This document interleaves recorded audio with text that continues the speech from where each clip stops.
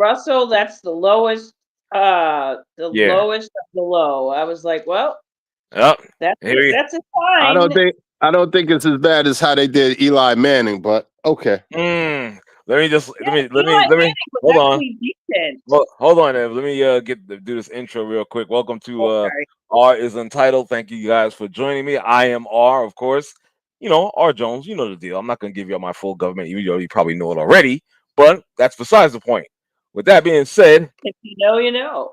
if you know, you know. Okay. Like I said, let me get this started. I got homegirl that resides in Connecticut. I'm not gonna say where. I'll just say the CT.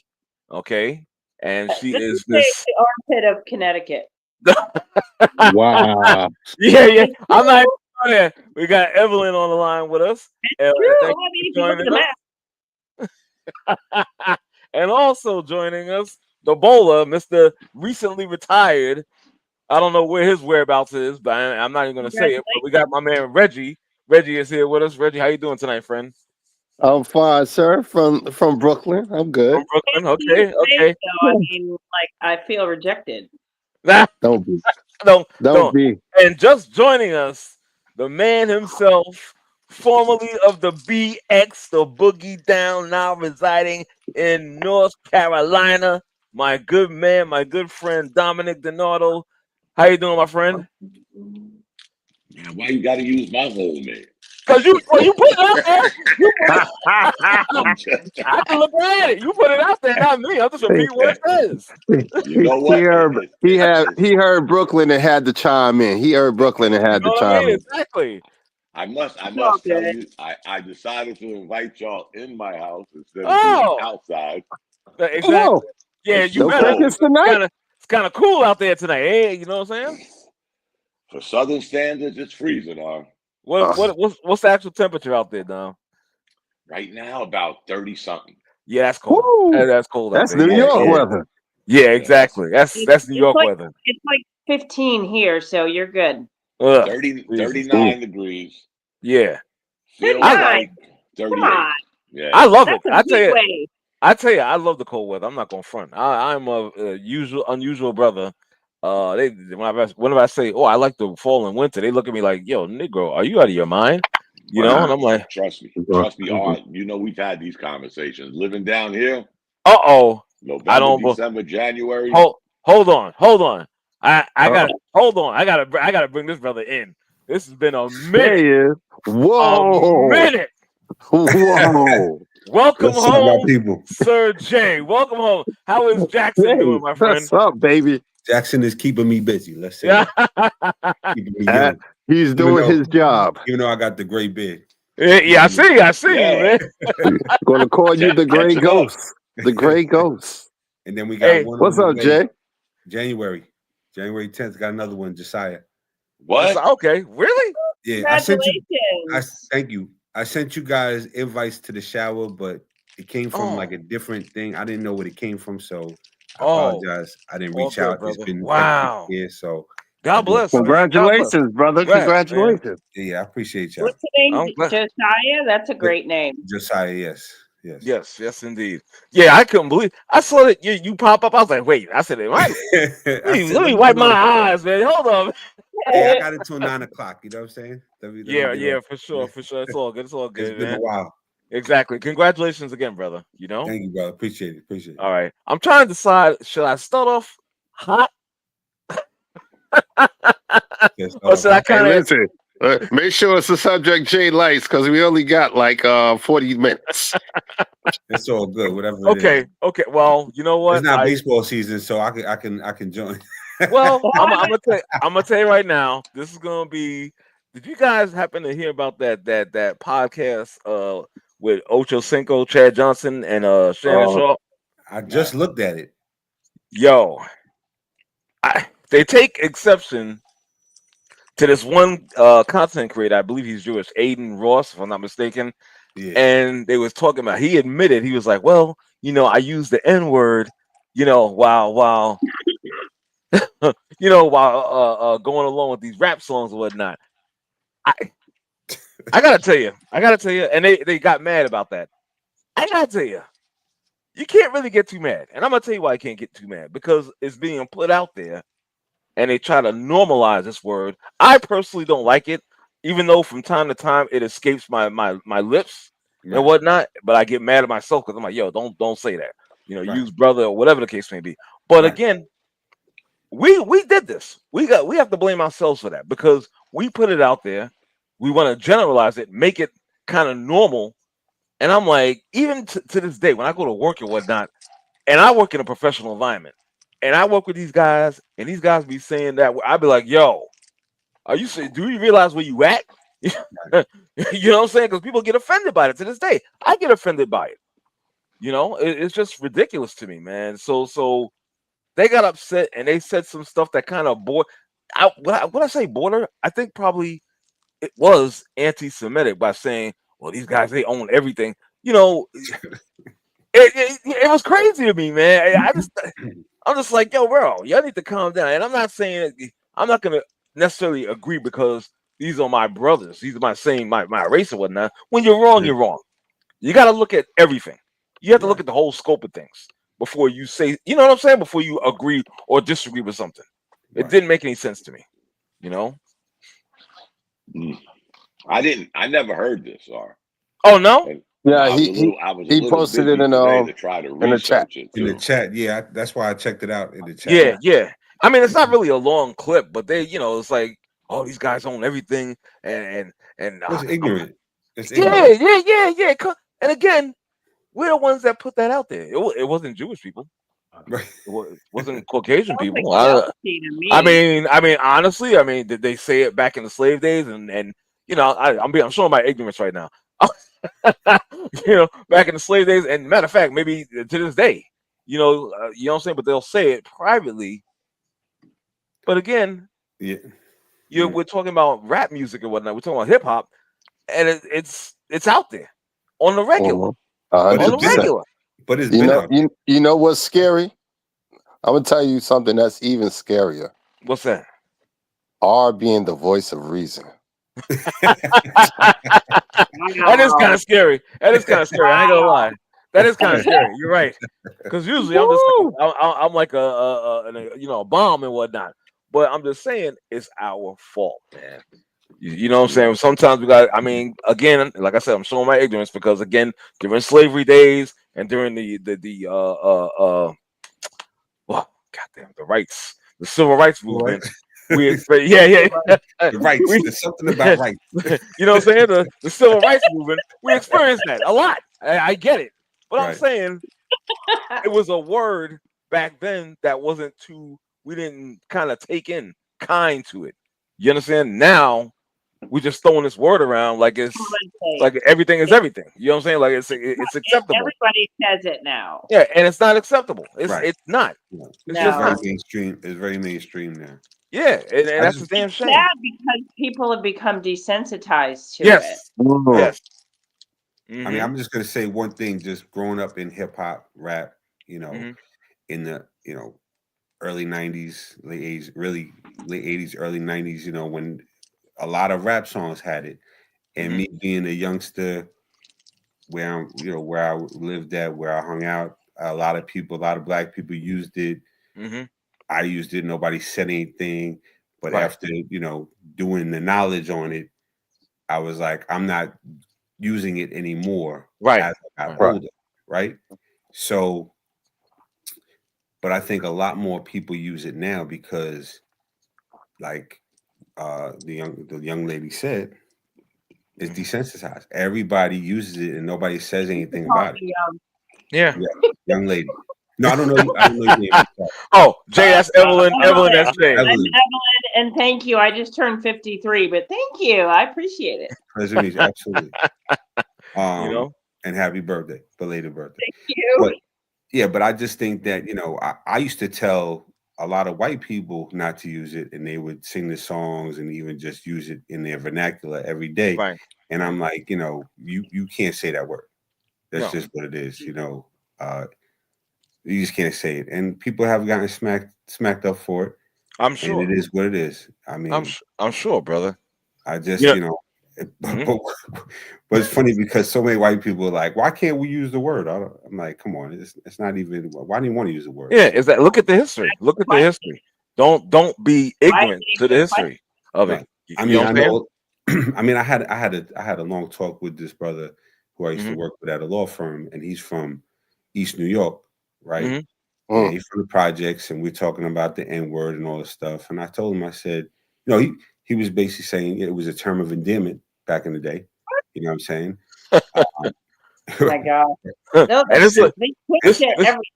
And I mentioned to him, I said, you think if young people use the word brother rather than the N-word, they would think twice before either hurting them or disrespecting them. And he's like, it's crazy that you hit me with that perspective because you're a white man. And, he's like, most white people wouldn't even think like that as far as that, on that level. But let me ask you something. Have you ever asked the white person, how would you like being called cracker? Or, oh, yeah, of course. Or, why?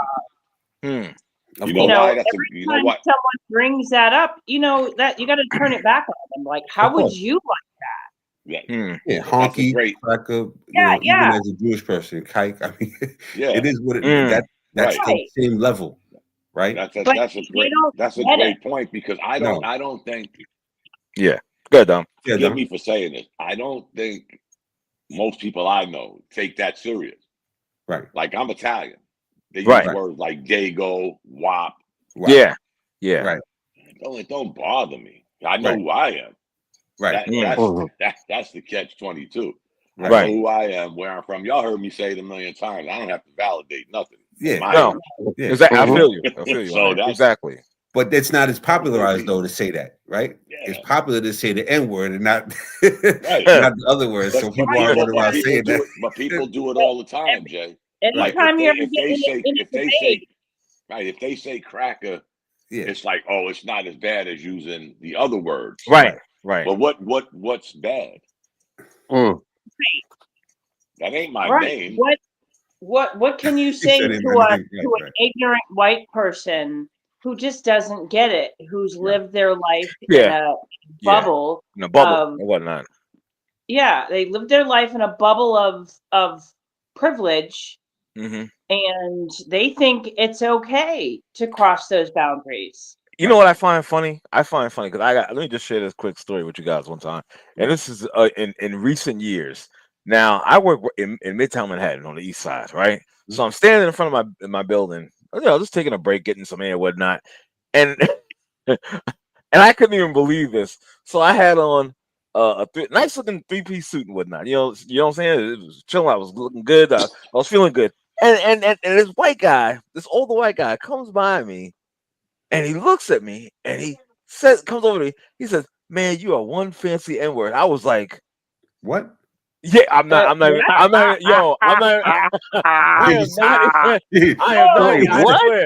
not. Even. It took me my restraint because I was gonna hit him. And I said, "Yo, dude." I said, "Yo, bro." I said, "I'm gonna tell you right now, what you just said is not cool. I would suggest that you move away from me right now." Right. Wow. We're talking. This is 2025. We're talking who about is this guy? 2021, roughly. Yeah. And who was this guy? I don't know who he was. He was just a stranger. No, I'm talking about the guy that's talking right now. Who is this guy? You're surprised. You're surprised I didn't hit him, Rich? Yeah. What? Yeah. Because I was like, because it caught me off guard. Because you're not expecting that. It's like, you see the guy. He's looking at you. I'm like, okay, whatever. I don't give a shit. As long as you don't touch me, I'm good. Maybe he had, I don't know, maybe he wanted something. Maybe he really liked your suit and that was his but I'm like, bro. Bro. You know what would have been cool, R? What's that? If you just said, "Thanks, my brother." Right. Oh, that killed him again. That's an interesting option there, dog. I'm not gonna lie. But we talking about all. And you're one crispy cracker. What?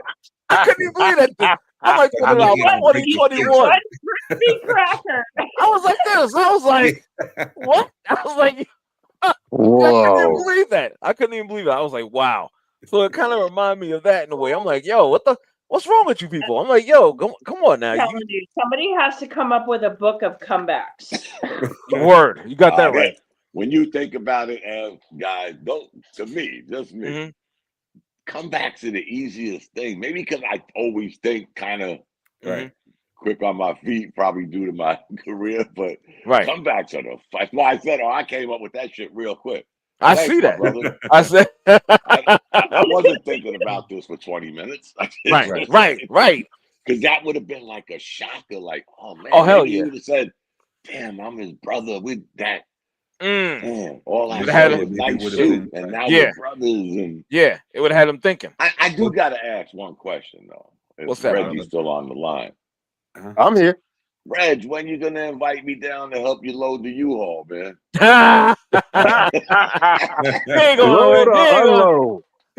got that family. He ain't going nowhere. He got to stay up here. He got to stay up here. I don't know.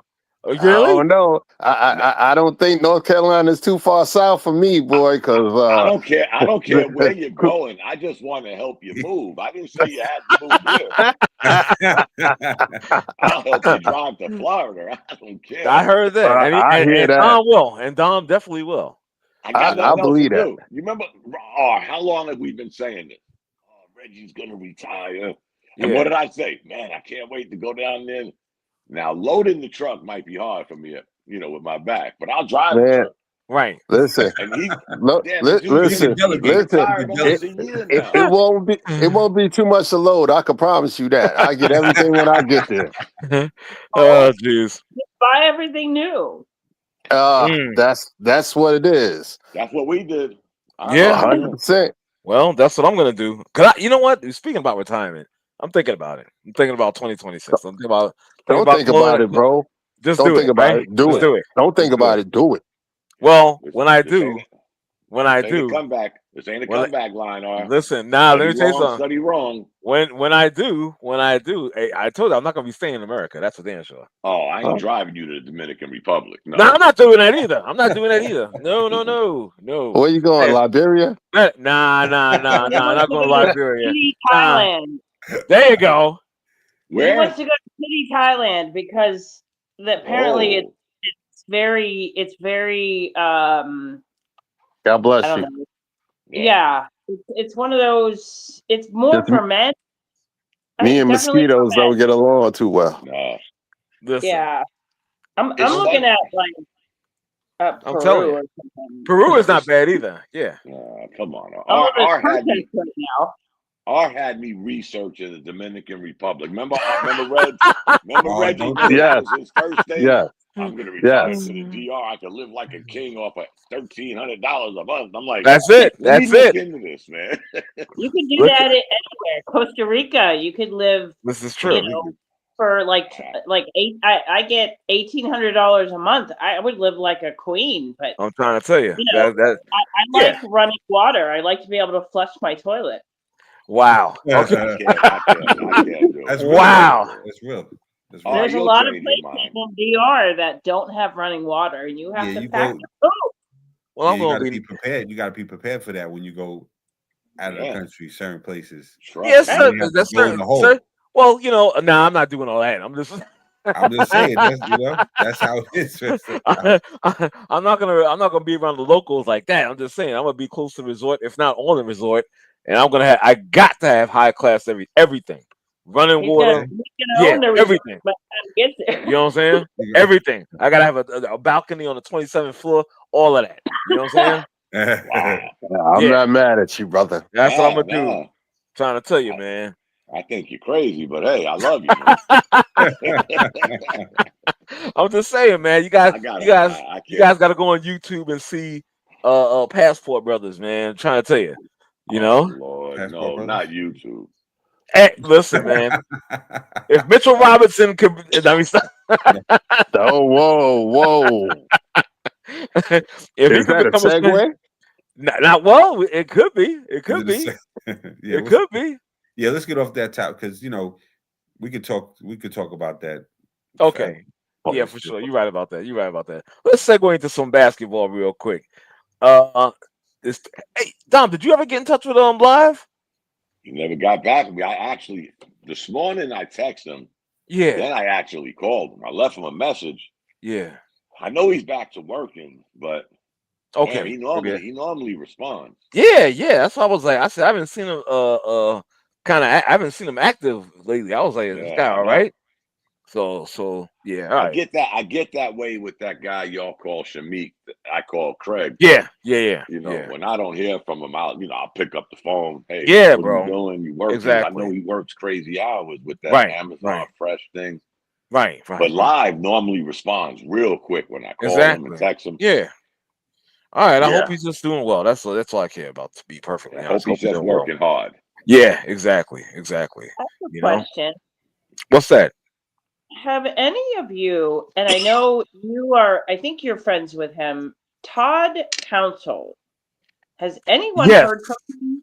I have not heard from Todd. I know. This guy Todd Council. He's one of our friends, one of our mutual friends of Evelyn and Morgan.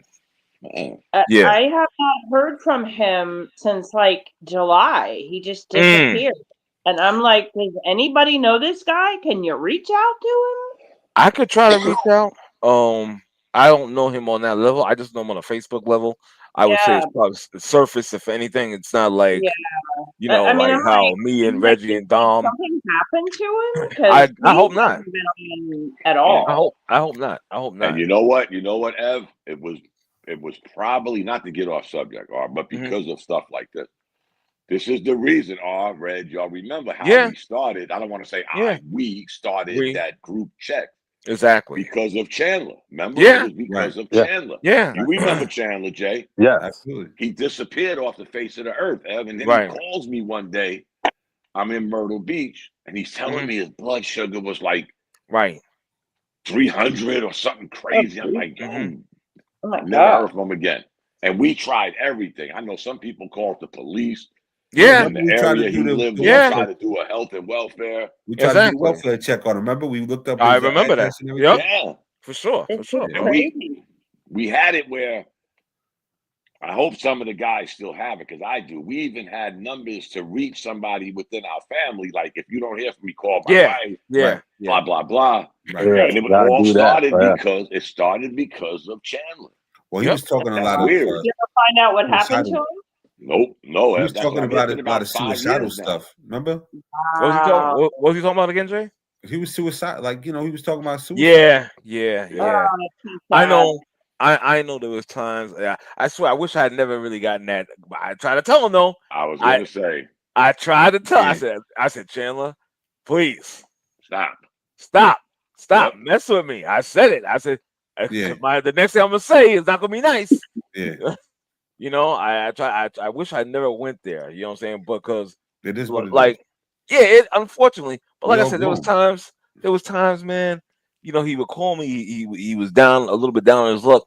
I said, try to like send him a couple of dollars or whatnot. Like, yo, get your food, this and that. He had the dog and whatnot, taking care of the dog and himself or whatnot. And I try to my best to be there and whatnot. But I'm like, yo, dude, you can't.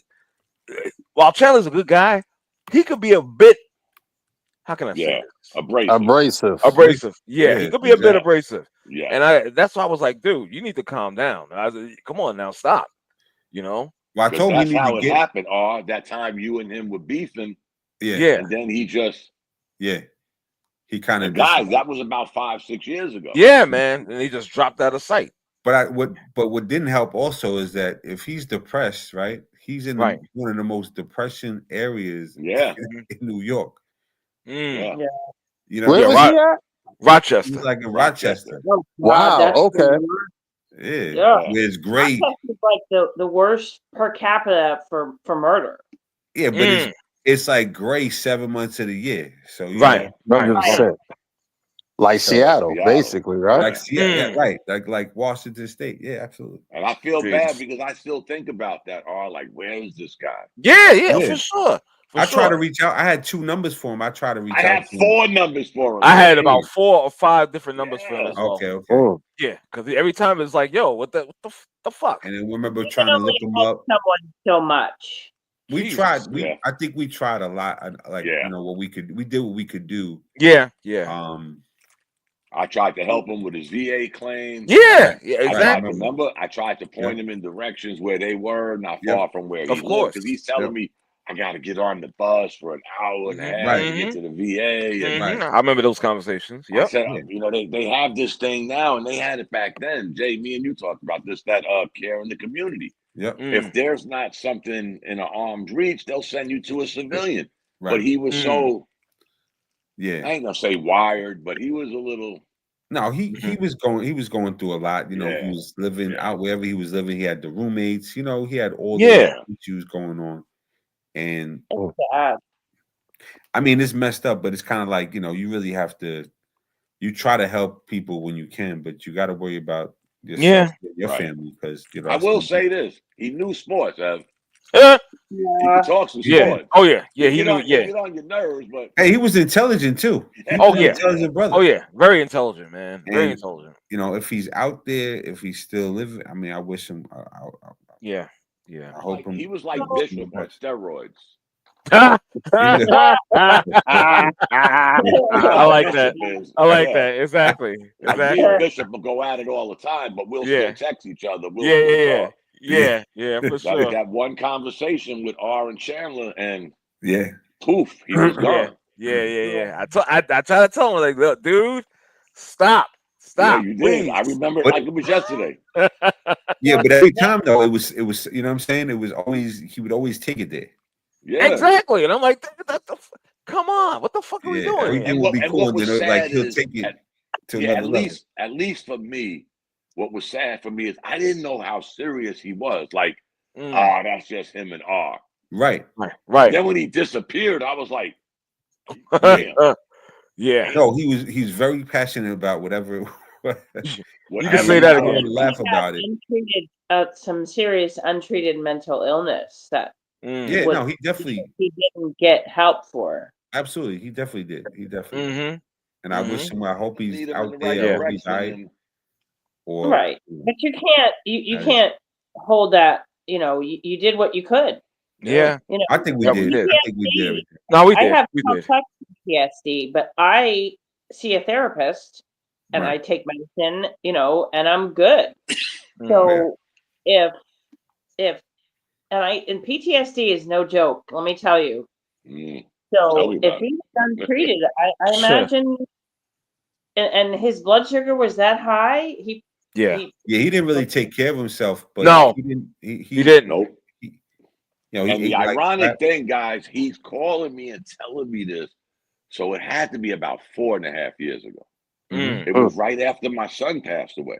Right. My son had the problem with the blood sugar. Right. And I'm like, Chandler, you got to get this shit checked. He was like, I am dumb. And he didn't call asking for nothing. He just wanted to say hi. And he mentioned his blood sugar. And I was like, oh, not again. Blah, blah. And then he just went ghost for 5 years. Yeah, it had to be about 5 years. My son been gone 4 years. Changed now. Yeah. I mean, I hope he's all right. I hope he's alive. Me too. I hope he's in a better just space. Out of his, you know, whatever he was going through. Look, we all go through some stuff, you know what I'm saying? For sure. Like everybody been through it. Everybody got their own level of trauma or whatever. Yes, sir. I was born into it, so yeah. Right. But everybody and everybody's level of trauma is different. Everybody has some kind of PTSD somehow. But and I say it all the time. That's what good trauma therapist, a regular therapist, or some type of outlet for it. You know, That's because what it doesn't necessarily have to be therapy. Therapy doesn't work for everybody. No, this could be therapy right here. Oh, I was about to say that. I always said that, Jay. Like we always had, like it has to be what 7-8 years now. Going back to when we were doing this on the phone. For sure. So we've known each other, though I've only met Bishop, but we've known each other. We can always talk to each other. We can always text each other. Right. Yes, we can. I always thought that was bigger than what we do here. This is great. We get to talk sports. Right. But that little goofy text thing we do, What does it tell us? That everyone is still here. Exactly. Yes. Exactly. We're still in the number. And I apologize if I'm not on there a lot, but my job is kind of I can't have. Yeah. Well, you've always had that you've had that Jay, you've had that issue. You know what I'm saying? Because with the job and whatnot, and the level of what you do is high and demanding as well. And then you got the family life on top of that. And again, congratulations on Josiah. Yo, it's funny because when I get my phone at the end of the day, I get on the phone. I'm like, dang. 50 something. So y'all been going. I told you what I do, Jay. It used to be fun. I used to leave them on when I was traveling, and I got that voice text in my car. Right. I'm like, I can't do this shit. So I had to put them on silent, and then when I would stop, Jay, I would open my phone. I'm like, damn, these guys are still going. And I didn't go for 2.5 hours. You know what it is? You know what I find funny? I know you guys, when you'll see the dialogue between me and Bishop is hilarious. Yes. I have to get him back though. I do get him back though, because he goes on. I gotta shut him down. I'm like, okay, you know what? I had enough of your nonsense, bro. Yeah, I love going back and forth with Bishop because I noticed one thing about him. When I start spitting numbers, then all of a sudden the thumbs up sign comes out. So he's reachable. He's a pain in the ass, but he's reachable. Yeah. And he's hilarious. Even funny in person. Some of y'all have met him. Yeah. He is the same way if you've seen him tomorrow, the way he is on here. Oh, God. Yes, he is. I gotta ask, are you close to Charlotte? I am, yes, ma'am. About an hour and 45 minutes. Okay. Oh, okay. That's how I met him. I was at the mall. Check this out. R knows. I'm at the mall. I said, man, ding, ding. Hey, Bishop, what's up? Hey, Don, where you at? I'm at the mall in Charlotte. I'll be there in 5 minutes. And he was at work. Oh, wow. He pulls up and we sat on the bench. He drove my wife crazy for a few minutes. But yeah, as soon as I said I'm at the mall, he said, I'll be there in 5 minutes. Right. Wow. That's what's up. And sure enough. Speaking of which, we still have to all get together. Yes, sir. I keep telling all that, Jay. Listen, I know. We've been talking about it forever. I know, man. Like way ahead of time because I got to book a flight. Well, Jay came to my job one day. Yeah, you know what I'm saying? Recently, I met you in the front of the building and whatnot. You know, he's chilling. You know. Yeah, I was in the city last year. Jay, last year, I invited him, Reggie, Dave, to the Knicks watch party they were having in the Bronx. I just happened to be in Jersey for a funeral. Okay. You think they showed up? Oh, look at this! Just brought him up. Just talking about him. Spoke him up. He spoke him out. And Bishop, how you doing? Your mic is live. Thanks for joining us tonight. How you doing, buddy? Not showing his face either. Gosh, I'm feeling really like a complex. Let's see, Bishop, you there? Oh, maybe he's not there. He's there.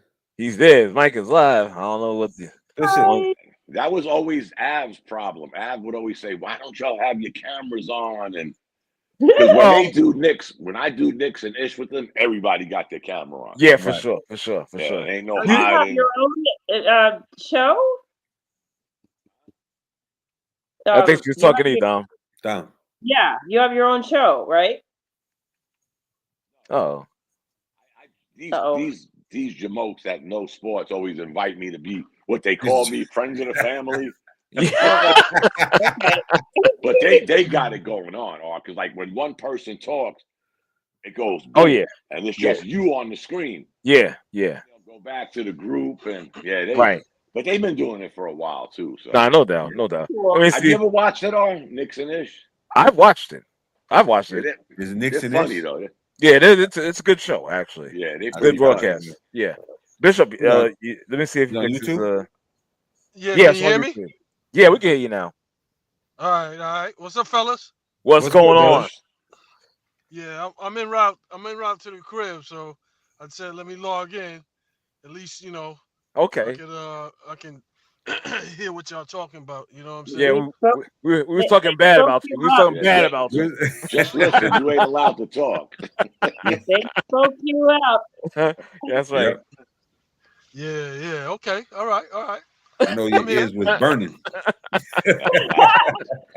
Now, normally, if somebody's talking about Bishop, as much as I hate him, you'll see me drop my head and I'll text him, Bishop, where you at?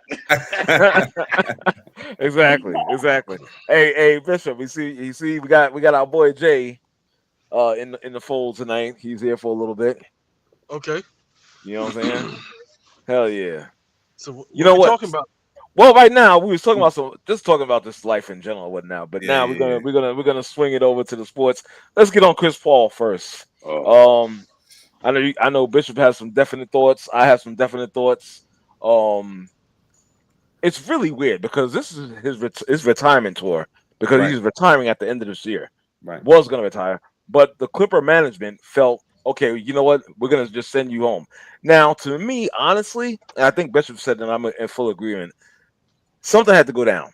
Yeah. You know, and for the guy, Lawrence Frank, who's the president of the Los Angeles Clippers, saying, oh, you're not the cause, you're not the problem with our record, how it stands, because we stink, but it was not your fault. If that's the case, then why are you letting this guy go? Why are you not letting him complete his retirement tour with the team? I'm just saying. You know what that says, right? What's that? Fuck your retirement. Pretty much. We don't got nothing to do with it. We don't want nothing to do with it. I'm just like, Chris Paul has a history of rubbing people the wrong way, so I'm sure he said something. He said something to somebody within either a player of significant impact or like the coach. He said something, and they're like, "Yo, you know what? Yo, fuck his retirement. Yo, he gotta go because it ain't about the money. It ain't about the money." Because he's getting like 1.3. Yeah, this year for 1 year. Oh, he said something to management. He said something to somebody. You're right about that. And they was like, "Yo, you know what? Yo, you can retire from your couch." Yeah, it was like, we're sending you home now. You know, I always got to play early retirement. I always got to play devil's advocate. Okay. They can't do it with the people that are the problem. Because one, it's damn near impossible to trade a Harding or a Kawhi Leonard. So, hey, maybe they were doing him a favor, man. Some team is going to pick him up. Probably the Lakers. He'll finally get a chance to go play with the Lakers. And, I mean, I kind of agree with Bishop because Chris Paul, I never liked him because he always does rub people the wrong way. And he's dirty. But I don't think they interrupted his retirement. Come on, guys. Let's go back, though. First put this geriatric team together.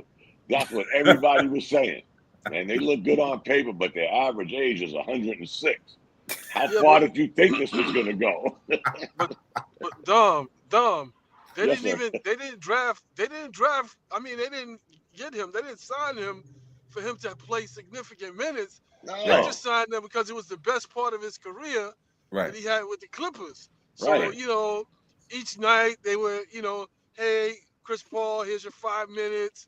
You know what I'm saying? The crowd would cheer him. They put up a video, put up video tributes, and so forth and so on. Give him a sweater, you know, a piece of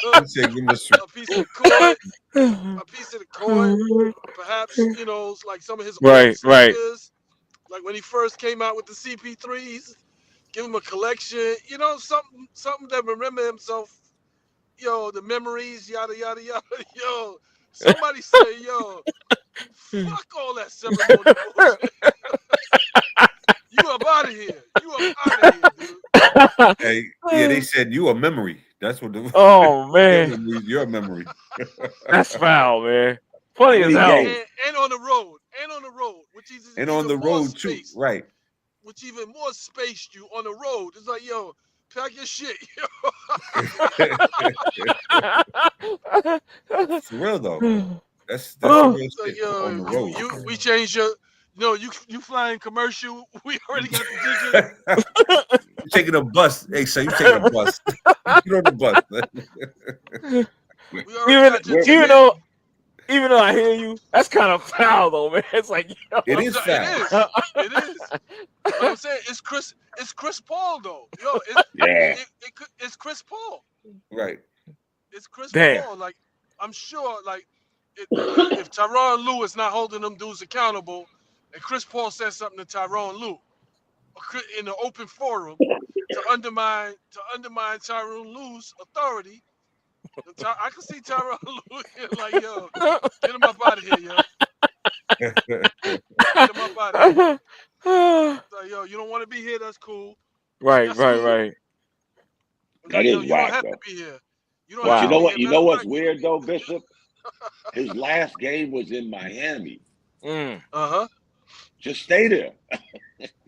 On vacation. Bishop done swayed me because again, I never liked him because of his attitude. And you never did nothing. You was probably on one of the biggest dream teams in NBA history with, of course, my favorite coach, Doc Rivers. And y'all couldn't do jack. So I don't think a lot of people like him. He did get hurt. Him a solid and wait till they got back to Cali, but he always got hurt. What do you mean? Yeah, exactly. That too. No, we were talking about. He was talking about definitely with the Clippers with the team that they had. Yeah, I think they could have went a long way if again he didn't get hurt. I think he pulled a hamstring or something against Golden State, broke his hand. if I'm not mistaken. Broke his hand. He broke his hand. hamstring. That was his MO though. That was his MO on Houston. Oh, okay. Remember? Every time it was an important game, that's it. Oh, my back. Oh, my leg. Oh, this. Oh, I got this. I got. But just think about it, This dude been in the league for what, 20 seasons? Yeah. Think about how disrespectful that is for you to cut him on the road. On the road. On the road. You couldn't even wait until you got back until y'all got back home because you ain't playing him. It ain't like he playing. Right. He's on the bench. He's on the bench. How you cutting a player that's on the bench? That would have been a great take, Bishop. Like after he got cut. Hey, Chris, what are you gonna do? I'm going to Disney. It's right down the street. I'm taking the bus. Disney. Oh God! Wow! Y'all are horrible. They did. And you got an 8-hour layover. Chartered him. Wow. They chartered him a tour bus to Disney. That is horrible. They gave him a ticket with an 8-hour layover in Albuquerque.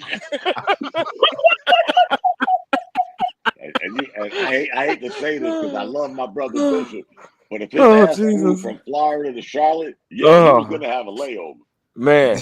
Planes out on time at the airport. Wow, that was horrible. That was horrible. That was pretty bad, man. Listen, let's still stay in the lane of the NBA. Let's talk. I wish live was it because it's the quarter mark. They started out tonight 13-7. I'm talking about the New York Knicks. Game 21 being played at the Guard right now. I stayed up for that game last night. I'm very upset. Yeah. It was ridiculous. It was ridiculous. There's no 6-21. Mr. Brunson, Chuck Mangione, Chuck Brunson.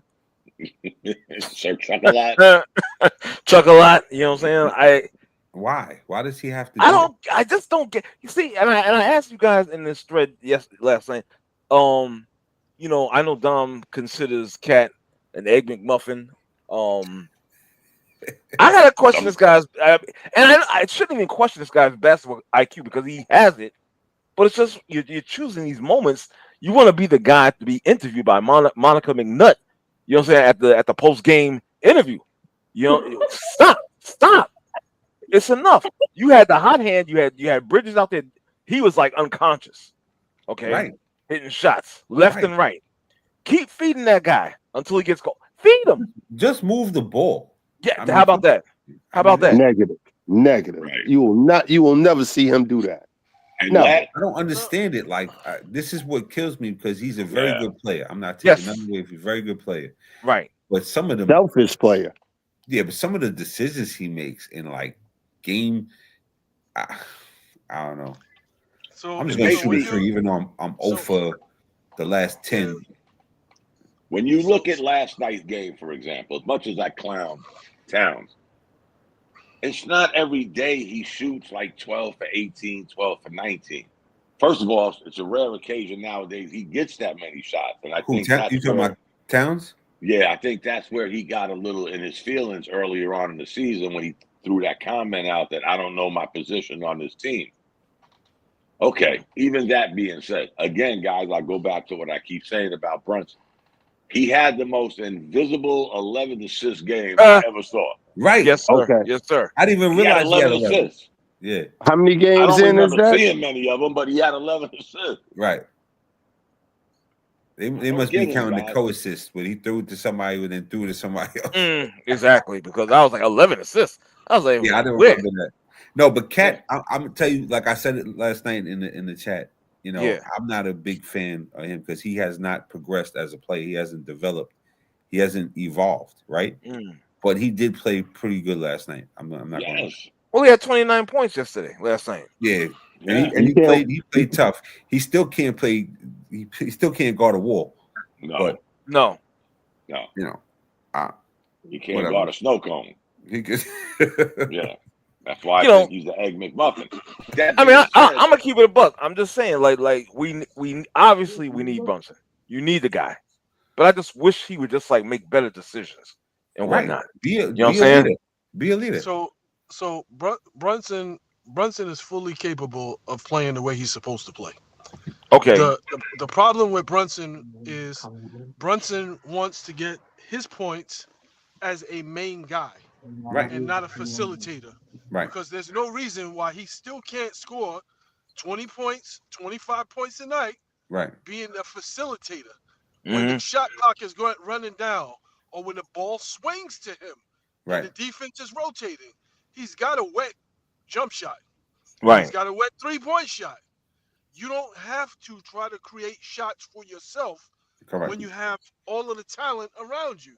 Correct. Now, you got guys on your team that you can swing that ball to that are offensive threats. Everybody in that starting lineup is an offensive threat. OG comes back, offensive threat. Everybody that they put in that starting lineup while OG is hurt is an offensive threat. So even Josh Hart has now decided, okay, let me get up some shots. Step up my game. I don't have to keep passing you the ball, playing basketball, tennis, where I'm just passing the ball back to Brunson for him to shoot. And it's like, that's the thing that used to drive me nuts last season. Because it's like you got all of this talent around you, and you're not utilizing it. Now, you can say what you want about Cat, but Cat is a multi-level scorer in this league. He can score off the dribble. He can score taking jump shots. He can score in the post. He's a willing passer. He's a willing passer. So when he's part of the offense and he's really being active that way, he don't get those stupid fouls. Right. Because he's too busy scoring. Right. It's when he's standing around watching footwork, pass the ball back and forth between Hart and Brunson. Everybody's standing around watching. That's when he starts getting the stupid fouls. Another thing with Brunson, he's got to realize. Real quick, y'all. Hold up, Don. Give me just 1 second. I gotta go because I gotta put my man to sleep. Okay, brother. Peace and love, man. All right, Jay. We'll be good yes, sir. Brother. Right. Yes, sir. Good to see you, brother. Thanks for joining. Again. No doubt. Peace. Peace, brother. Brunson has the ball in his hands too much. Yes. He just, I sit there sometimes, 18, 19, 20 seconds on the shot clock. He's still James Harden. I'm like, after all this time, and like Bishop said, it ain't like he's playing for the 2001 Knicks. We got some guys that can score. You know, there's no need for you to be doing it. This is what I said in the beginning, guys. When Thibodeau left, his father should have left with him. There's too much of this. Yo, he should have been able to come in. Go ahead, Bishop. No, I'm saying you make a good point, but what they did was they utilized Tibbs so that Brunson could be the main guy in the offense. So they got him to structure the offense around Brunson. Once they realized, okay, we ain't gonna win a championship this way, but we guarantee that he gonna get a couple more contracts. We guarantee that. Then the dad threw Tibbs under the bus because I never heard of the main coach being fired and an assistant being retained. I said that when it happened, remember? Yeah. As much as I don't agree with the Brown hiring, you come in, Bishop should have his pick of who's going to be his coaches. You can't say fill all the coaching voids except this one, and he happens to be the father of our point guard. It's kind of weird, man. Yeah, I didn't understand that. I've never seen that before. Me either.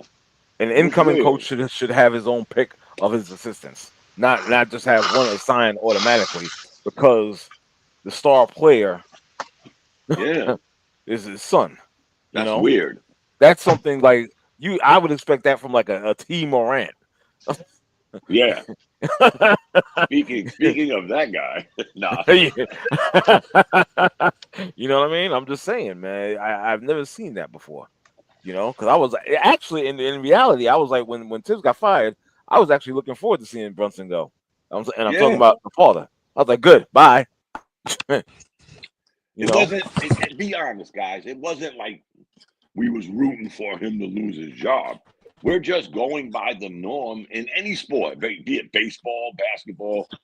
New coach, new manager comes in, he gets the pick of who he wants. Exactly. I ain't gonna say it's the first time it ever happened, but it's Just the don't first say time Mike I can Tomlin. recall it happening. What's that again, Reg? Just don't say Mike Tomlin. Oh boy, you're gonna fire somebody up. Funny thought. I know El's a Steelers fan, right? Yep, you're gonna fire somebody up. up. I'm trying to hold on. I really am. I'm trying. Thank God. You know what? I am so glad to hear that you are trying to hold on. Show some patience. Have hope. No. I was born in Pittsburgh. I grew up with the Steelers, so okay. So you're used to a certain level of play from them. I get it.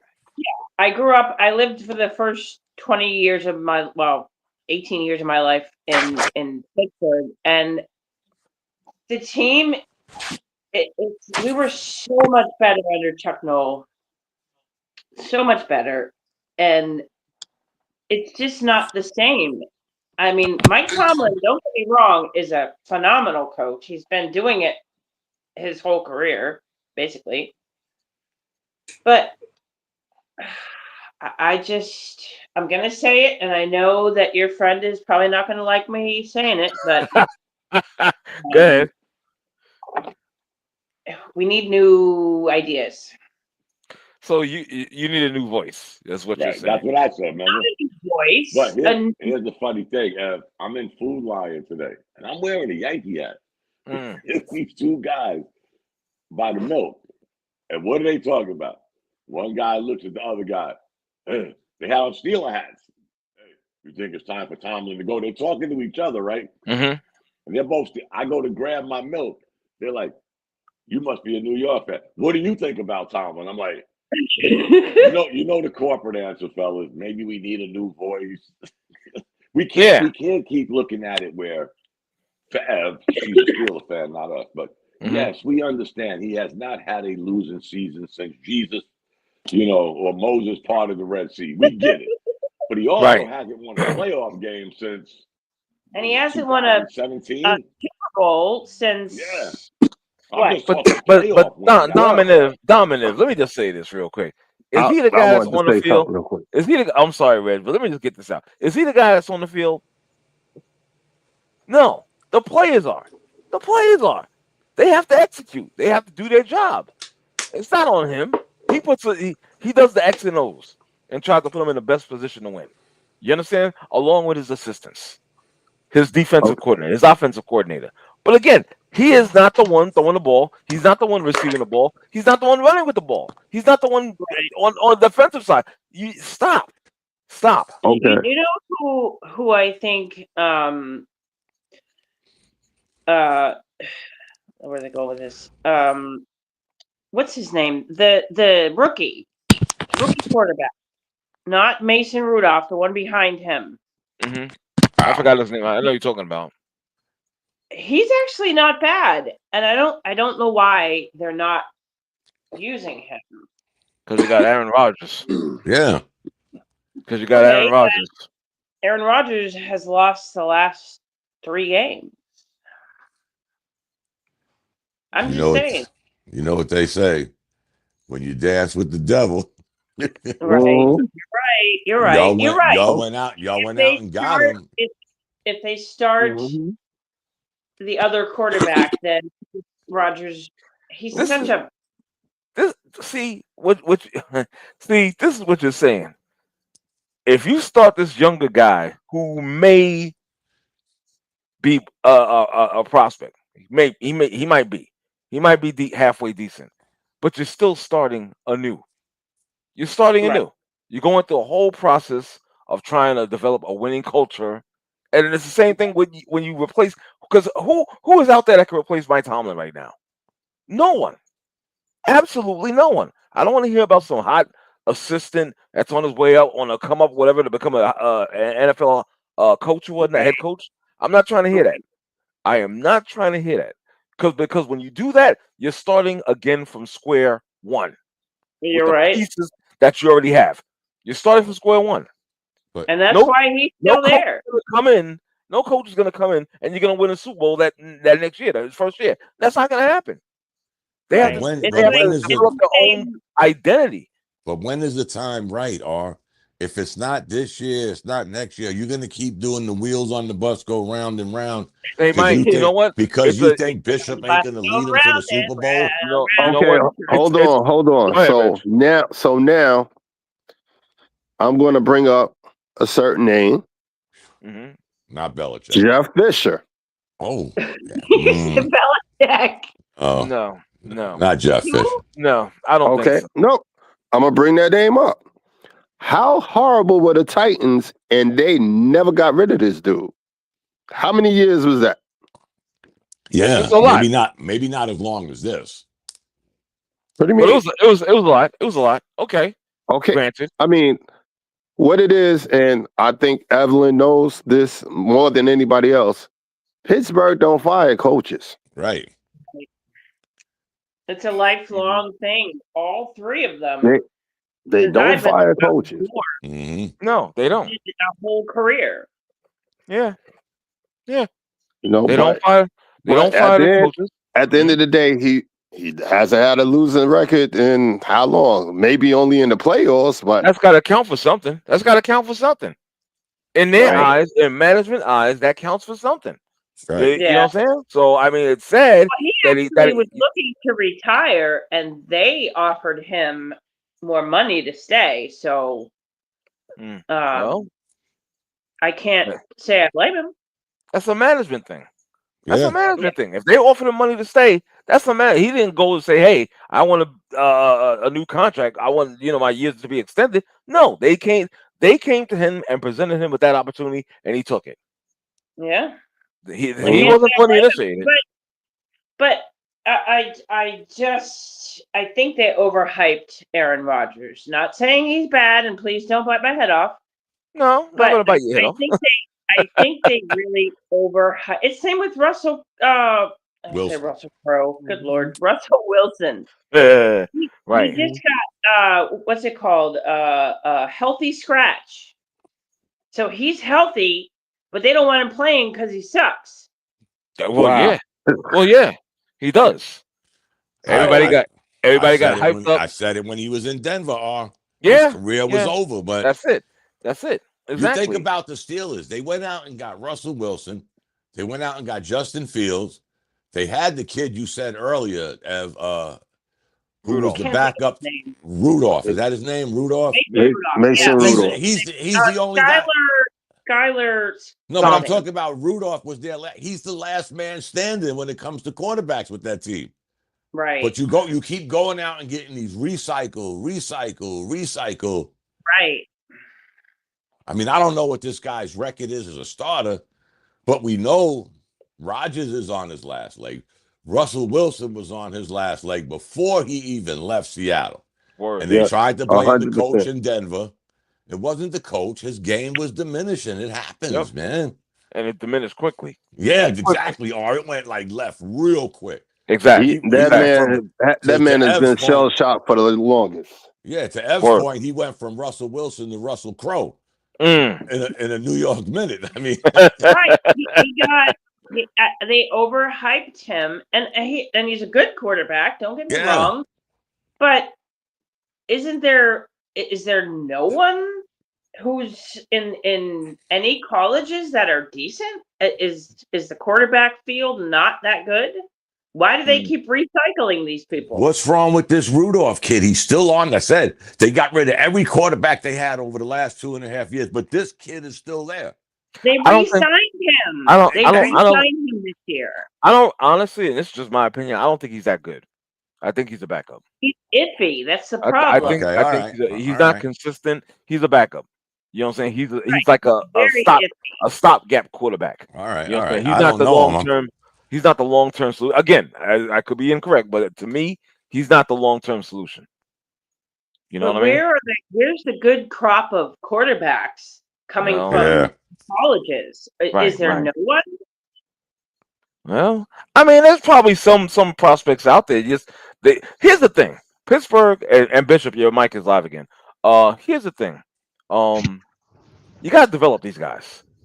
And if it's Tomlin, that's the head coach or whatnot, and you have a quarterbacks coach and some assistants that could help kind of tutor these young guys and becoming more than halfway decent quarterbacks, you might have something. You might have a long-term solution at that position. They got to want it too, though. They got to want it too. Oh, of course. I agree. Like Evelyn mentioned this guy. I totally forgot about that guy, Skylar Thompson. I've heard good things about him. I heard good things about him. Develop this guy because and they're gonna have to because we're almost at the end of the year. Right. You understand? So I'm just saying. Listen, man. How do we get on this? How do we get on the Steelers? Because they suck. I think somebody had mentioned Mike Tomlin. I think Reg had mentioned Mike Tomlin, and it just went there. And then Evelyn took us down the rabbit hole. Yeah, I looked right down the rabbit hole. Her passion came out, Bishop. Right. Let me ask you this. What is going to happen to Russell Wilson now that he got a healthy scratch? What does that even mean? He's out of there. He's gonna have a job at Home Depot.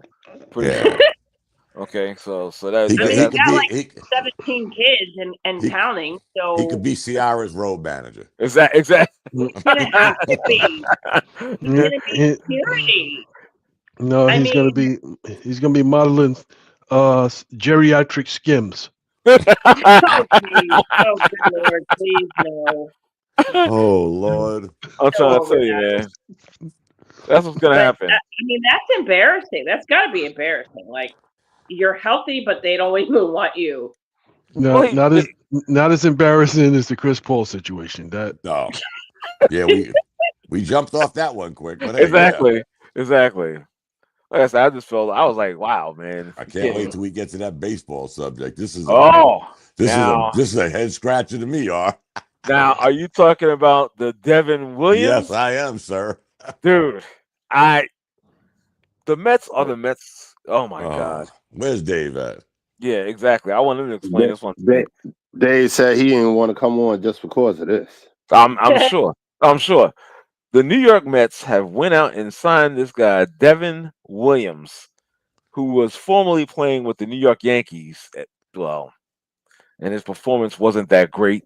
I don't know if he turned it around a little bit during the last part of the season or even the playoffs, because I think they had him as a setup guy or a mop-up guy. Right. I'm not sure which one it was, Dom. Was it mop-up or a setup? He was basically a mop-up. Yeah. He was basically I think he got straightened out a little bit. And you had said something, Dom, in referring to him that what you didn't like, and I didn't like it either. His best pitch is like an off-speed pitch. A changeup. A closer with a changeup. Yeah. I that when you said that, I said that's it. I knew it was something. I don't like that. You have to come in guns blazing. Yeah. That changeup shit, No, that's not a closer. Here's the unless you're Greg Maddux. Yeah, he wasn't coming out the bullpen though. Exactly. Here's the irony of this, his career went sideways after that home run to Wright in Milwaukee when the Mets came back and beat the Brewers in the playoffs. Remember? Yes, sir. When Wright hit that home run to right field, this kid's career was never the same. Now he's going to play for the team that ruined his career. You talk about going full circle? Exactly. Wow. How about that? How about that? So what's ironic about this is why do the Mets keep picking up the Yankee scraps? Yeah. And you also heard the story about this Soto guy in the locker room. Right. Him and Lindor. Yeah. Right? Yeah. I'm like, he didn't do that on the Yankees because he couldn't be that guy. He was a good player, don't get me wrong, but he couldn't be that guy on our team. So maybe he knew his lane. Now all of a sudden the Mets give him this giant contract. He feels like he could flex. But getting to that pitcher, God bless him. He got another contract. Hey. I just don't understand this culture with me this either. team. It's confusing me. I'm like, why would you take, and like Bishop just said, why would you just take scraps from the better team in New York? And he's not even a quality pitcher on that level. He's just not. But you want to bring him to come on, man. Sometimes having that money and you spending it is always not. It's not always a good thing. It's not always. Who was the Mets closer? Wasn't it. Before I look it up, I thought it was that Spanish guy. Yeah, it was. Diaz. Edwin Diaz. Diaz. Now I remember he got hurt. Right. The year before that in that World Baseball Classic. So maybe I'd roll the dice with that dude still. Yeah. I would still roll the dice because at least he has a goddamn fastball instead of you coming in here with your change up. Yeah, exactly. I could never understand. What's next? It's probably a slow pitch softball. He threw that off-speed pitch, tried to get the outside corner. Right. And Wright hit that shit in the bleachers. And exactly. You lose the series. Ridiculous. To a wild card team. And the Brewers, if I'm not mistaken, might have had the second best record in the National League last year. Not the year before. And I'm like, he threw it off. That's how I found out about him. Why is this guy coming in the game throwing changeups? And he's a closer. Somebody mentioned it was almost like they was listening to me. Well, Williams' best pitch is an off-speed pitch. I'm like, as a closer. Exactly. And Wright hits the home run. I'm like, this is some bullshit. Dude, God bless him. He got a contract. Yeah, the culture over there, I just don't get it. I don't get it. I'm not one that hates the Mets. You know that. Right. I just no, you're think not. Some of the things, this guy came in with that. What's their owner's name? Steve Cohen. He comes in with the white horse mentality. Hi-O Silver, I'm going to change the culture. I'm going to change the Mets. And all you did was spend money. Well, you know what? He's a self-admitted fan of the team. Yeah. He's a fan. And that's probably his problem. It could be. It's an expensive problem. Yeah. He'll say he'll spend. He said that he ain't gonna let nobody outspend them. But at what cost? At what position? Cost? And what type of quality are you bringing in? Yeah, you understand? To change that because again, the Mets. I hate to even say this to you, Dom, because I know you're a fan. The Mets like the Jets. Yeah, of course. They're just like the Jets. Can you say that again? The Mets are like the Jets. And ironically, they played in the same stadium for years. Remember, they both played at Shea. Yes, they did. Yeah, that's a joke. But I got a Met fan in the room with me, so we're gonna have to slow that down. So if I may hit the rewind button.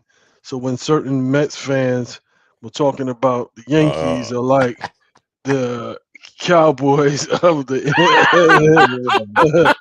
MLB. You know what? It's like, who is the Mets like? Who's the Mets like? The Clippers.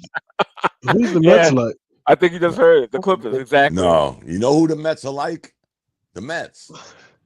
They're like the Mets. No other franchise like him. Yeah.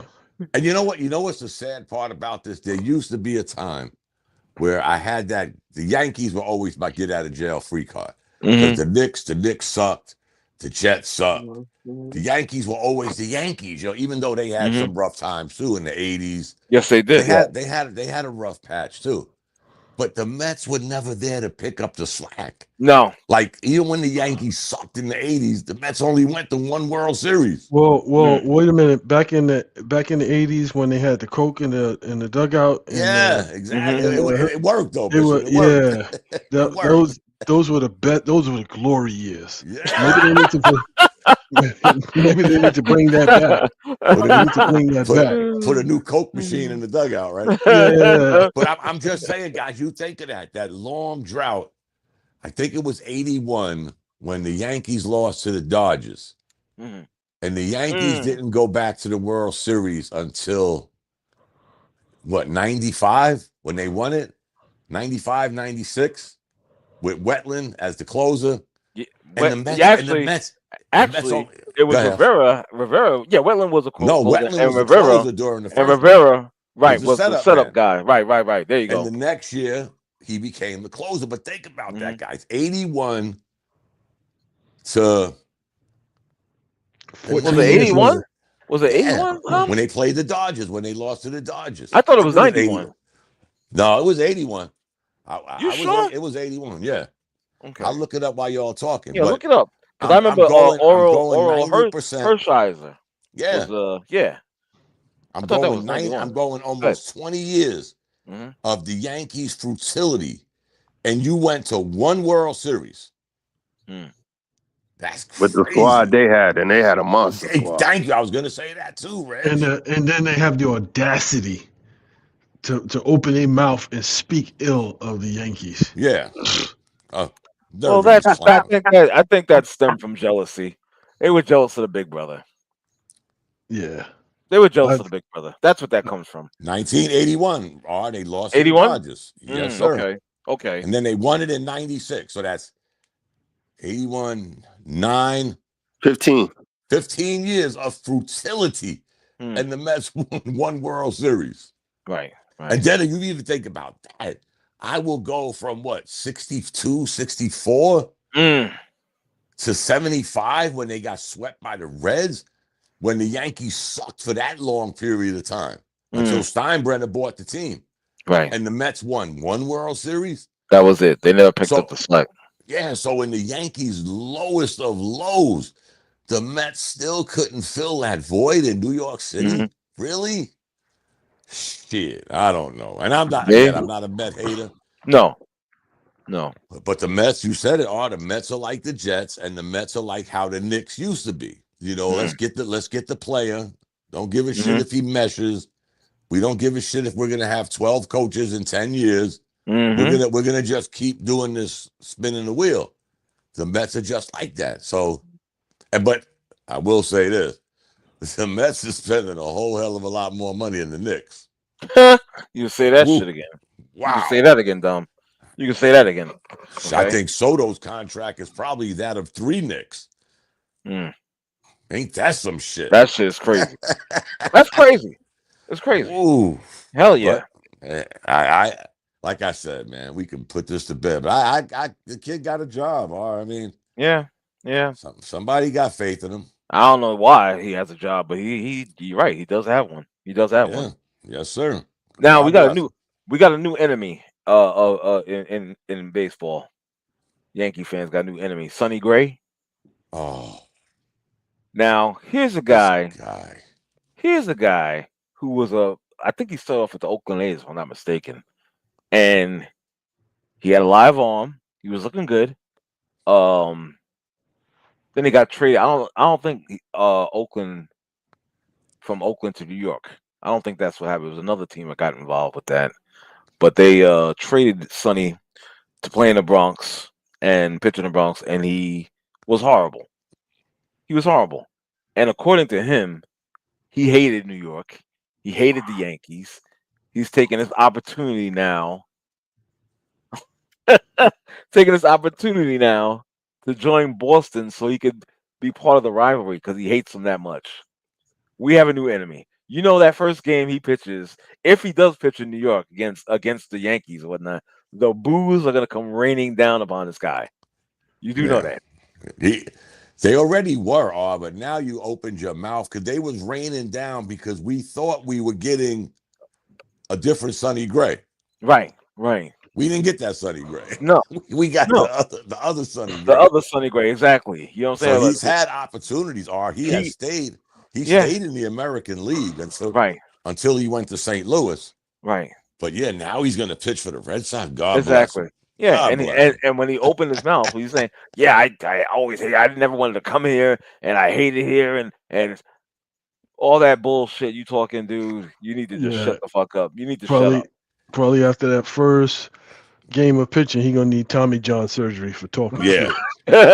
Stupid ass. But. Exactly. So he's a new enemy right now, to be honestly. You can't be the enemy though, You gotta have talent. Yeah, serious. You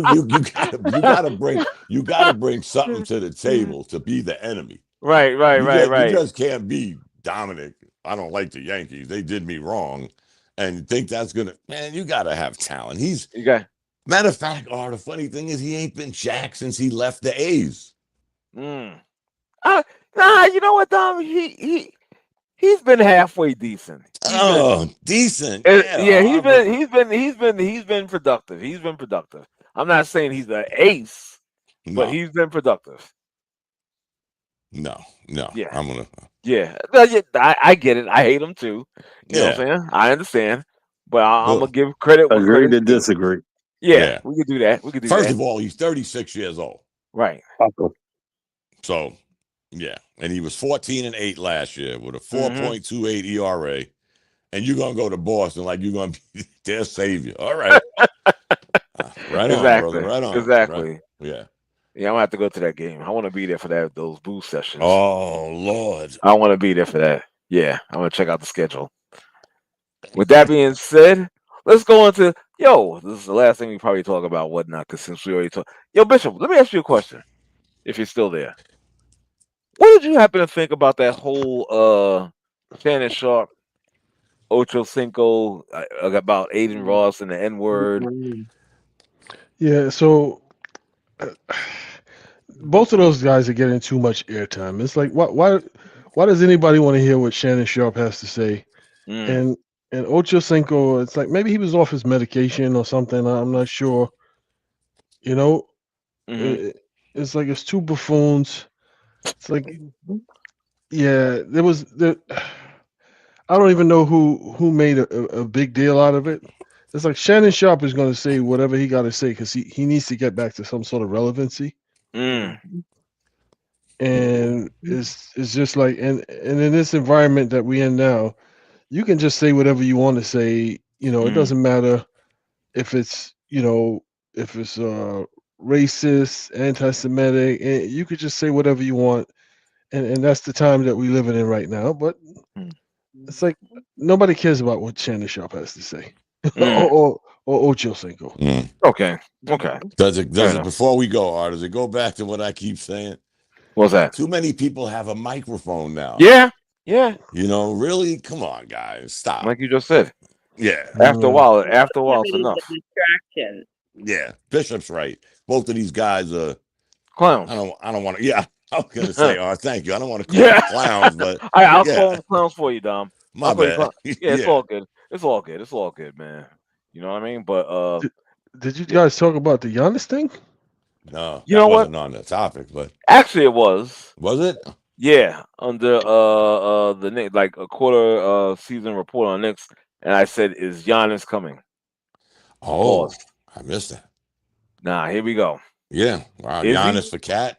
Yeah. Now, I know where you guys stands. Are you guys putting much stock? Are you guys putting much stock in this talk, no, or they just throwing shit on the wall, see if it sticks?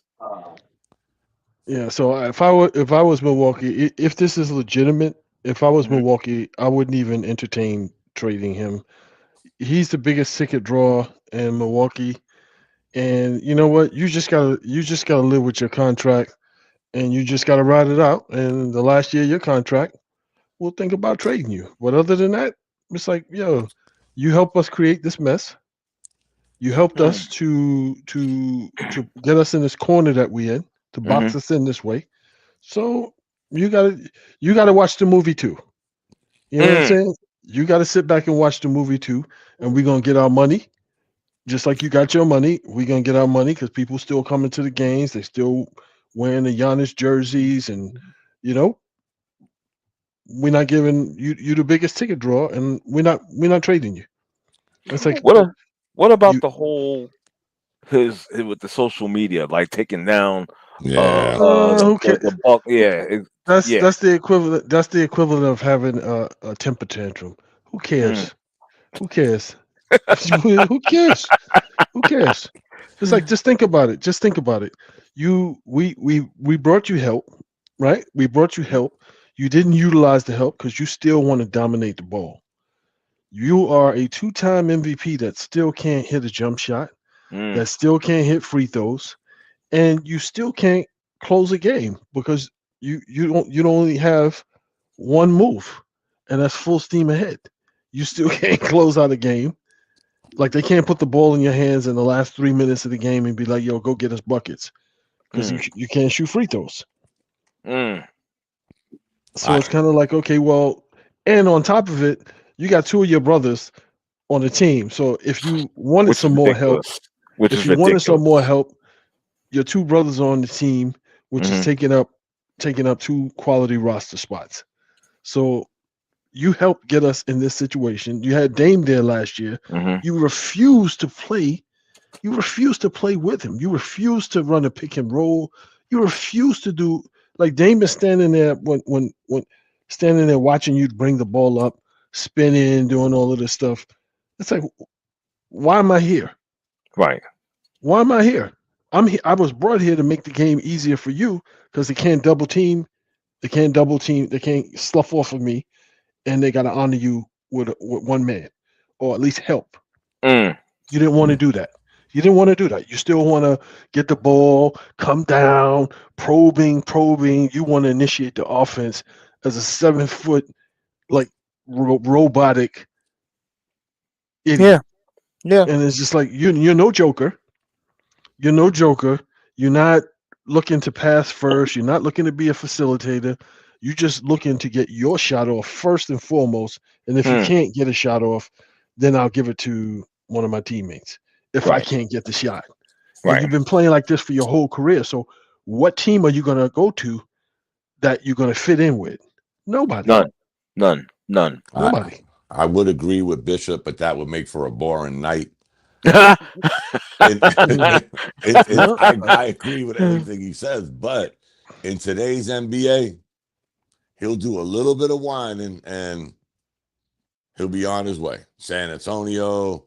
Well, I don't think he'll go to the Knicks. I don't see him on the Bucks past the trade deadline. I think that they keep him, and because if he goes, then that means his brothers are off the team. Because they out the NBA. Right. But they'll have to do something. They'll have to buy them out. They just can't not pay them. They'll have to buy them out, do whatever they have to do. Don't get me wrong. But again, in today's NBA, with whining over winning, the whining seems to win. So if he starts whining in public, which I give him credit for, he hasn't done that. We're just hearing stories. The Knicks are ready to trade R. Jones. You know, we're hearing stories. It's ridiculous. But I think if it gets to the point where he really starts whispering in their ear, they'll trade him before the trade deadline. Yeah, I don't know where, but it won't be the Knicks. As much as I don't like Cat, I wouldn't even do that. I would not trade Cat. Let me ask you a question, Tom. No. Why wouldn't you? And I think I know the reason, and I'm going to agree with you. But why wouldn't you? Why wouldn't you? Because at least Cat can help you. Is as goofy as he is, guys. He could at least help you spread the floor. This guy don't do that. Like Bishop said, he's like Earl Campbell. 3rd and 5. Give it to Earl. He's going to plow through the line and get a first down. That's been his whole game for, I don't know how long he's been in the league, 10 years maybe. He hasn't developed a jump shot. His field, when you go to the foul line and they say, Bishop has raised his free throw percentage up to 63. That shit's embarrassing, man. Yes, it is. Yes, really? It is. So yes, he don't do enough for me. Again, maybe if he went to like a San Antonio where he's not going to be, the guy. I don't know. I know the Knicks. The Knicks ain't the Knicks. As much as I bash the Knicks, only because I love them and I want to. They ain't the old Knicks. The old Knicks would have said, "Yeah, we'll trade Cat. We can't trade no draft pick because we ain't got none of them left." But you gotta have that stability. That's what I'm talking about. And we said that earlier, like last year. Okay, they got this team together right before training camp, and they've done this, they've done that. So this should be an upgrade from last year. Why would you go get a Giannis? Nah, let him go. Let him go out west, and this way the games start later out there. We'll never watch him again. So, and that's it. Yeah, but I don't see him surviving in Milwaukee much further. They got to come up with a plan too, guys. Be honest. You won your first championship in 55 years. And what have you done since then? You've had about 2 or 3 coaches since you won the championship. Really? So, well, on top of that, he also got a really good coach fight. On top of that, because Adrian Griffin was a really good coach, and his record was like 30-8, 30-13, or something. Where like is that. he now? I think it was more than that. Out of the league. I think it was 30-13. Yeah, and I think they were the number 1 seed or the number 2 seed. One of those two. And he got fired because he saw, and it's like, yo, you got to change your game. We don't need you to be the main guy. We need you to do some of the other things. We need you to rebound more. We need you to be a help defender. We need you to be an eraser on defense. And you quick enough and agile enough still at this point in your career to do that. Giannis didn't want to do that. So it's like, where are you going to go that you can play the way that you play right now in Milwaukee? Where are you going to go? What team? And the only place that I see him remotely fitting and being like a pivotal player, if he went to like Golden State, who's like thirsting for like a big, they could just like keep feeding him down the lane. You know what I'm saying? And he would be forced to run a pick and roll with Curry, and he would get the ball every single time because people just don't want Curry beating them, so they're gonna give.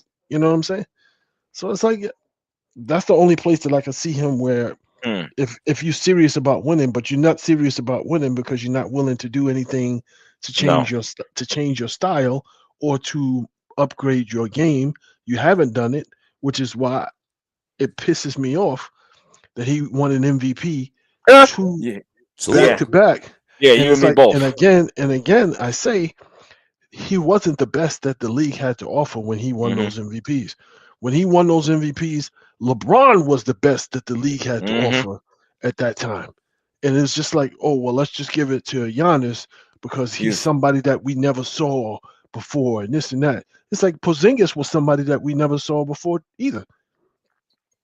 We had never seen a 7. He was a safe pick. Call it for what it is. But he I was know a what safe Bishop's choice. getting at, though. I know as we well. Never see. Here's the funny thing, though, Bishop, that people keep skimming over. It really started under Jason Kidd. You remember when Jason Kidd was the Nets coach, and he was good friends with them Milwaukee guys that owned that team. Yes. And they bamboozled him to come to Milwaukee. What did he last? A year and a half? Wasn't part of the problem. And people tried to sugarcoat it and say, well, Jason Kidd really helped Giannis's game improve because he made him do this and that. No, he didn't. He didn't, because if you look at, again, from Jason Kidd to today, he's still doing the same thing. Exactly. So it really started under Jason Kidd. They hit pay dirt. They got lucky. And I blame Monty Williams for the Bucks beating Phoenix because he went totally against what he was doing all year. He tried to readjust. You can't be up 2-0 and lose the championship. He did. Right. Give Milwaukee credit. They won. But this shit goes back as far as Jason Kidd. And Kidd, like I said, Kidd, we all know Jason Kidd. Jason Kidd was like, yo, he went to be an assistant coach after that. Remember? I can't do this no more. This is too much. But he left the Nets because he wasn't with the Nets but a hot minute. He forced his way out. Because of his two boys in Milwaukee. He knew these guys. They were real good friends. They hoodwinked him to go to Milwaukee. He goes there and he's like, wow, we could get this guy to do this and that. And a year and a half later, he was gone. Right. Then you bring Budenholzer in, you win a chip, you get rid of him, you bring in Griffin, you're 30-13, you get rid of him to bring in the most overrated coach in NBA history, Doc Rivers, and here y'all are. So, nah, he's gone, man. I would know if I was Milwaukee, he's under contract. Yeah, we're gonna recoup some of the money the fans come to see Giannis. Whether you are happy about being here or not, you gotta watch this movie just like we do. I would love to say that, Bishop, but not in this NBA. Where's he? The inmates are running the asylum. Again, he's got too much at stake. You got your two brothers that you got on the roster, and if Milwaukee ain't paying him, guess what? I got to chip in. I got to give him money. Sometimes you got to sacrifice the lamb, Bishop. Come on, let's be honest.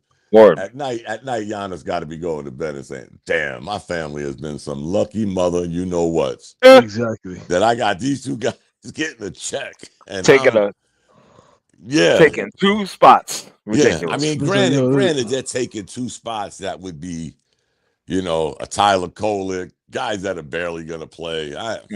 But to the point, yes, they are taking two roster spots. So I'm assuming, I don't know what the minimum salary is in the NBA, but they got to be getting that at least, right? The onus or whatever, the middle one, he's got to, because he's been with the team for X amount of years, so he's got to be at a minimum level, a pretty decent level. 1.3 million. I think he's getting paid more than that. Maybe 5 million. Wow, yeah, he might be, because he's been in the league for quite some time. Right. What a salary for a cheerleader. Damn, what did I do wrong, man? The two of them. That's what their roles are. The two of them. Yeah. The two of them, and it's just like, that's kind of like crazy to me, and I would not comply. I would not comply, because if you trade him, what do they have in Milwaukee? What's the appeal in Milwaukee? Nothing. Their appeal, you know what? Sometimes the wheels on the bus go round and round. Their appeal is going to be what their appeal was before they got Giannis. You're out in the middle of nowhere in some cold ass winters and rebuild. You got these two owners. Again, guys, it goes back to them. It goes back to them, the Jason Kidd. Y'all tried to fast track this system. Granted, you hit pay dirt 1 year, but what have they done since then, guys? No. Zippo. Just saying, they went through 3 coaches since they won a chip. Right. Really? Well, they got lucky. They got lucky, as you mentioned earlier. Yeah. They got lucky. And when they said, okay, well, this is something that we've never seen, once the NBA dialed in and the Miami Heat gave everybody the blueprint on how to contain him, it's been all downhill from there. And again, it's just like, well, wait a minute. If we would have thought about this before, we could have done this. Okay, that's fine. Same thing with the Wembanyama. Everybody's like, hey, this is something that we've never seen before. He's 7'5". He can move with the ball. He can do this. He can do that. And now what teams have started to do is, he can move with the ball, but he's 7'5", which means that he can't stop. Right. Which means that he's not that agile. He can't stop on the drop of a dime like a guard. So let's take charges. So now he's got like a bunch of offensive fouls. And has he developed the big man disease? He's been missing games left and right since last year. Yeah, can't, like Bishop said, you can't be that fat. You can't be that big, running 85 miles an hour and stopping on a dime. It may look fancy once in a blue moon when he does it. Right. But give me 72 games of that, and I'll say you sold me. Nope, ain't happening, guys. And you know it's not gonna happen. I don't give a damn how good they think he is. It ain't happening. Right. And it's like, oh well, now that he's playing, everybody like the first few games, he got 35 points, 10 rebounds, 8 blocks, this and that. Yeah. It's like, well, guess what? let him do that for 70 games, Right. and then I'll be impressed. You're doing it for 3 to 5 games. What does that mean? And you're doing that, and your team's still losing. So what does that mean? What does that mean? Exactly. And to me, if I look at the history of the league, can you name me one French player that's dominated the league? No. I mean, Tony Parker was good with Tim Duncan and David Robinson, but what French player has come in and dominated the league where you can say, hey, they're changing the game? Tony Parker. That's it. He didn't dominate. He was just on a really good team. Here's the caveat to Wembanyama.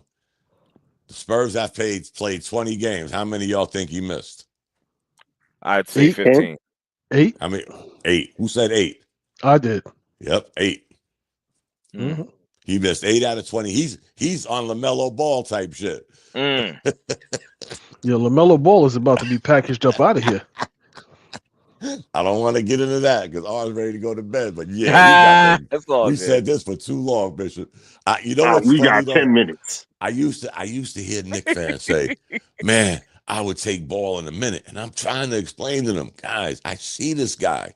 I live in Carolina. I'm forced to watch the Hornets when the Knicks ain't playing because I like basketball, and I'm rooting for the other team, of course. But this guy, he's taking Dirk Nowitzki one-leggers from like 45 feet out and throwing passes that he don't even know where they're going.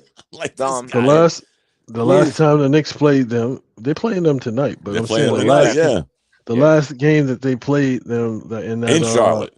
In the that cup tournament. Yeah, he came down and took 5 shots in a row when nobody else touched the ball.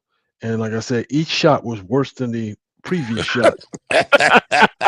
and it was just like, I knew once they got Colin Sexton and that there was going to be some changes coming. And then they had Spencer Dinwiddie as well, but Dinwiddie couldn't keep his mouth shut long enough. Of course. They ran him out. They ran him out of town because I'm like, well, wait a minute. Wasn't Dinwiddie in Dallas? And doesn't Dallas need a point guard? So why would he not still be in Dallas? They starving for a point guard. They had Anthony Davis and Cooper and Cooper running the point. They damn sure need a point guard. My bad.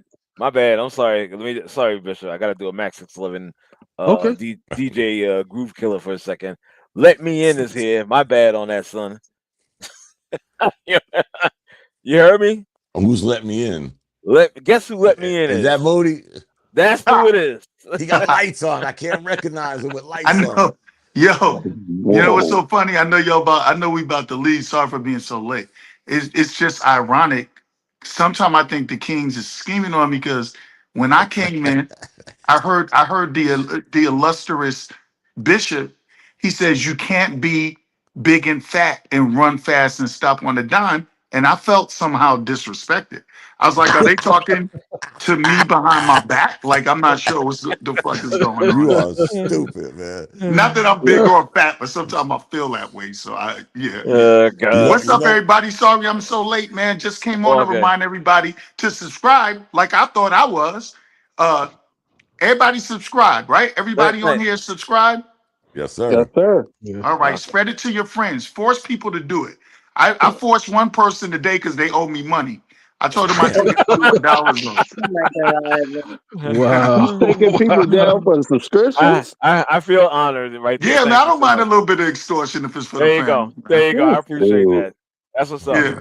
It's funny. It's funny, Bishop. I was going back and forth with this. I think is that a female? That Renee something in the group?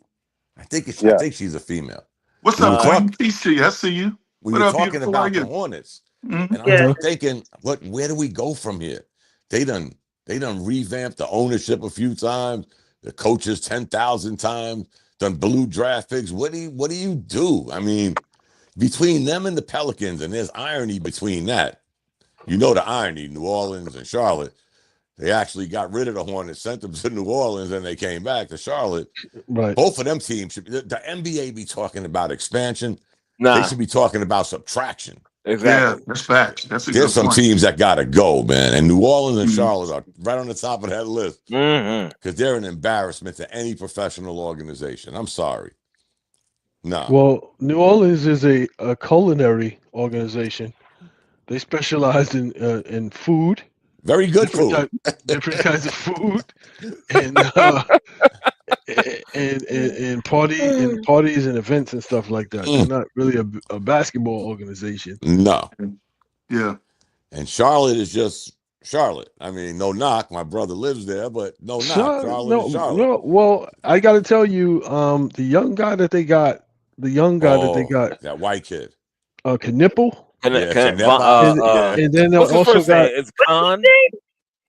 Knipple. Yeah.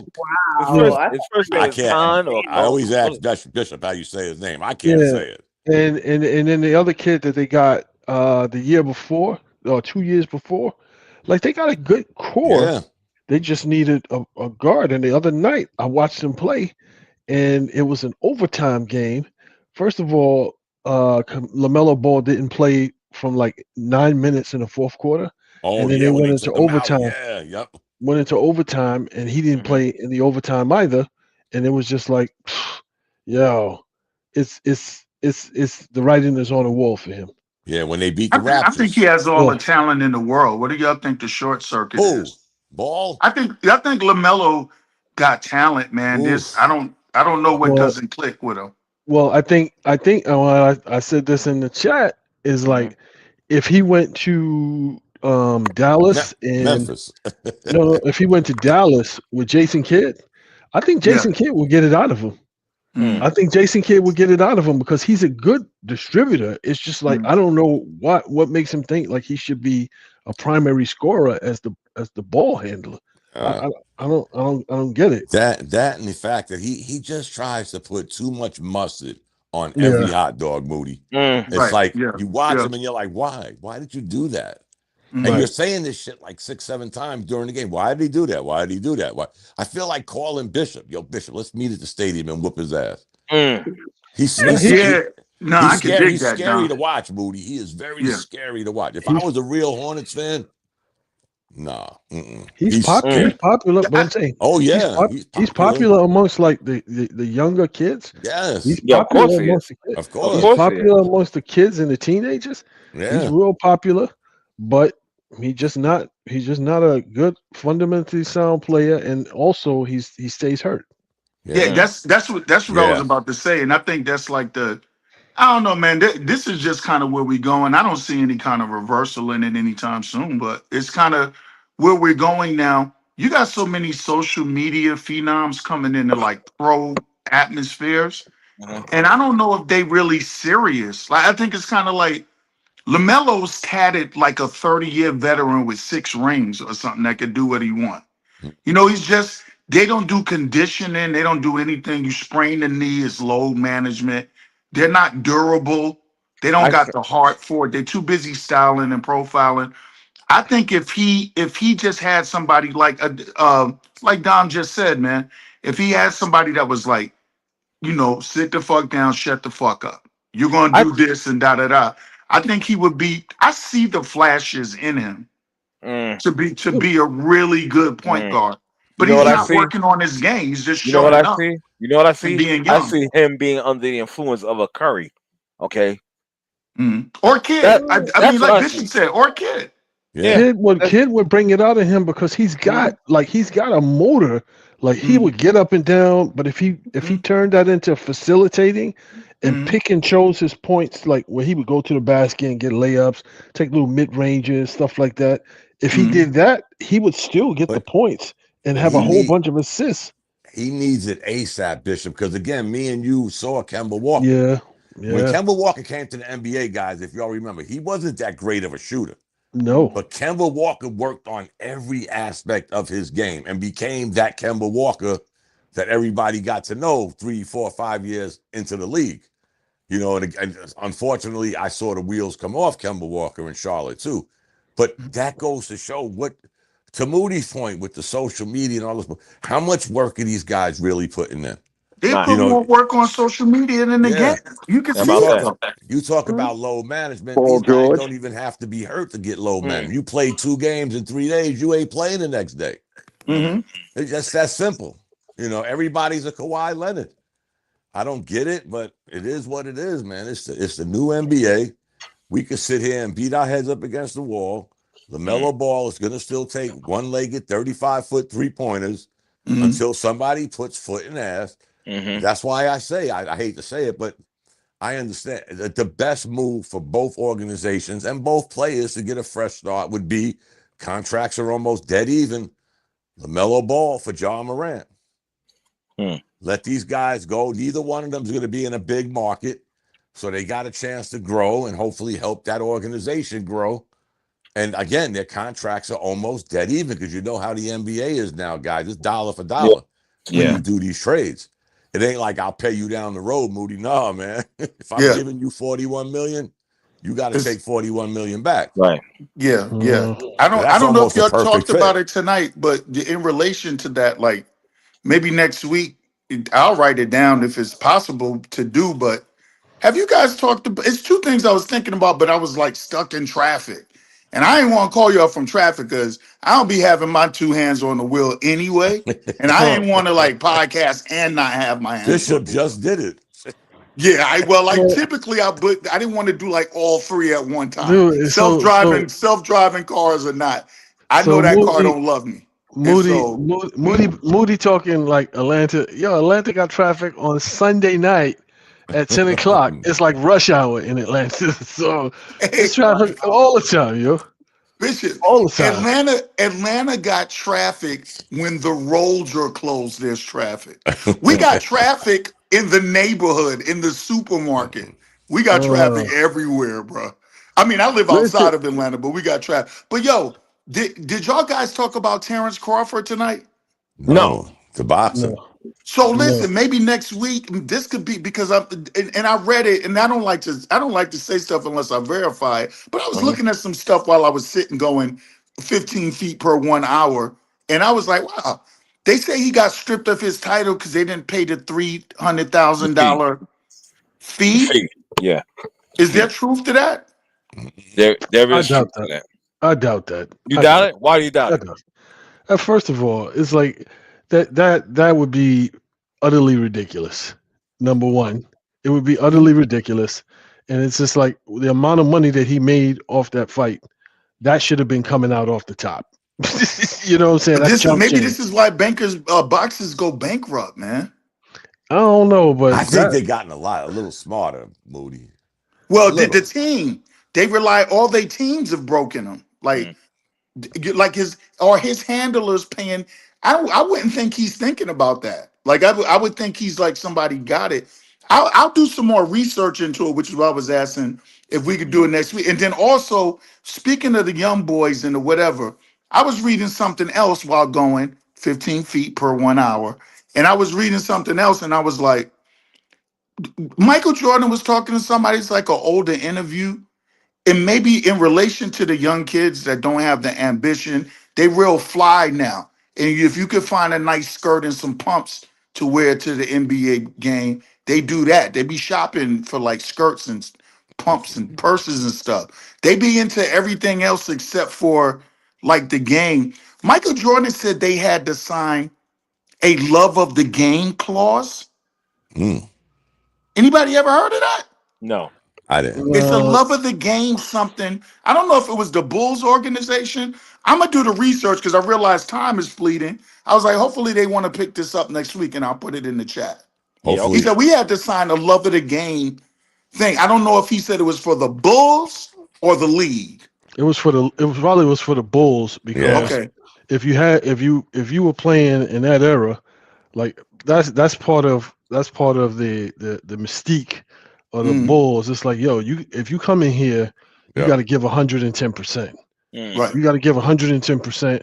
It doesn't matter if you're the guy that does the screens and passes out the drinks or whatever. You got to do that to the best of your ability. And Mike demanded that of everybody. So that's why, like, when you look at Steve Kerr didn't have like that great of a career, but he stepped up when he was called upon. Right. When he played with the Bulls. Craig Hodges stepped up when he was called. Bill Winnington. Who remembers Bill Winnington? Yeah. I do. Yeah. Well, Yeah, I but I'm do saying- just because I know, but yeah, I Right, get your but point. he stepped up. John. He stepped up. He stepped up when he was called upon. Yes, And it's right. just like, yo, like that's the whole thing with Michael Jordan. He held guys accountable. Right. And you don't have anybody like that. Like if you look at the stars in today's game, who's going to hold anybody accountable? Because everybody's so focused on individuals themselves and their brand. Yeah, everybody's focused on other stuff, and it's just like the hey, I'm gonna do the best be the best that I can be at this, so that people know who I am based on this. Nobody's focused on that anymore because the money is right doing so many other things. I don't have to be so, and I don't take. How can I be? I think Michael Jordan said it best. It's like, yo, how can you thrive to be the best at something when you're not hungry? Right. I hope by next week everybody has seen the Diddy documentary so we can talk about that. Away from that anybody watch it yet? Nah, but I'm just saying, like 50 Cent, it's like, dude, you gotta be better, dude. Come on, man. You gotta be better. You know what? Here's the thing though, bitch. I thought the same thing. 50 Cent is like the ultimate bully. He is a troll master. But he's not the one that they're using his name. That woman is the one. I forgot her name. She's the one that put this documentary together. Yeah, but again, I gotta ask. And there's no 50 cents in this. Like you never hear him mention one time, or you don't even talk. Everybody wants to now spill the beans now that he is in the situation that he's in. Right. But where was all of this morality and this moral compass and all of this stuff when all of this stuff was going on? Everybody was all good with it. Right. Everybody was in the mix. Everybody was doing what everybody was doing. And now that's just like the whole R. Kelly thing. It's like now that the dude is jammed up, now everybody wants all of a sudden they're survivors of R. Kelly, survivors of Diddy, and this and that. It's like, come on, man. Come on. I'm still trying to figure what Diddy did besides beat the girl up. He beat the girl up on that camera in the hotel. I thought he should have been. Actually, I thought for a guy like me, I'm thinking he probably should have just. I wish her family could have got hands on him and beat him halfway to death. But outside of him doing that, only thing I heard is that having been around those parties, bruh, I ain't never seen that dude forcibly do anything. I never seen no baby oil either, because I be talking to y'all crazy right now if my face had a bunch of baby oil on this stuff. To Bishop's point, you gotta watch anything, especially a documentary, especially in the times we're in now and what they're talking about now. You gotta be I don't know what the guy did besides hit that girl. He should have went to jail for beating a girl up. He should have after you watch caught it, no slack Rudy, for that. If you watch it. And again, you got to take every story from all these individuals with a grain of salt. But if it's true, if it's not, some of the shit was, if I could say, disturbing. And again, guys, this is not 50 Cent. We all know how 50 Cent, he been calling this guy out for years. Call him a bully, call him whatever you want. Him and Wendy Williams. To be honest, they've been, taking jabs at this dude for fucking 20 years. But if you just watch it, and again, take each story with a grain of salt. Don, let me ask you a question. Yes, sir. It's a series, right? They got episodes? Only four. Only four. Only four. Okay, gotcha. Yes, so it's not, I think every one of them may be an hour or a little under an hour. Okay, I'll check it out. Yeah. Let's just say I wouldn't want Diddy dating any of my sisters or my daughter, but as far as Diddy, if I take some of these stories true, Bishop, I wouldn't even want none of my family members working for this motherfucker. But again, it's kind of like I know the he wasn't on trial. No, he wasn't on. He wasn't on trial for beating her up. Yeah, exactly. And it wasn't. And he didn't beat her up just one time. It was the thing that the two of them did, and I'm not condoning it. I'm just saying you can't cry victim when you a willing participant in the deviance and all of the other stuff. As she was. And it's like, so now you want to cry victim and be like, oh well, he he made me do this and he made me do that. When there's clear evidence that you were a willing participant, I'm like, yeah. You Now, the got good what you thing paid about for. this, though, You got Bishop, what you paid for. right? The good thing about this is she don't do no speaking in this documentary. Because Right. don't forget, before they put cuffs on him, they settled on that $25 million lawsuit. And she still ratted him out. Well, I don't. That's the scary part, Bishop. Was it her that did it, or just again, guys, take it with a grain of salt. Right. It was very again, if you take it with a grain of salt, there was a lot of people he beat out of money, and right. It was kind of sad. You got all of this. People helped you get there, and well, that's business. Yeah. That's business, though. Yeah, these dudes, Bishop, you're right. Slimy, grimy, and he it's was kind a of leader. He was a leader of grimy and slimy. I'll tell you that. Business wise, yeah. Yeah, shrewd. It's like You should watch the Tupac, the new Tupac documentary, because they're looking at him for Tupac. Yeah, they bring that up in the documentary too. Yeah. Not that I believe that, because I think that if I'm not mistaken, Moody, after all those years, they found out it was that cop in L.A.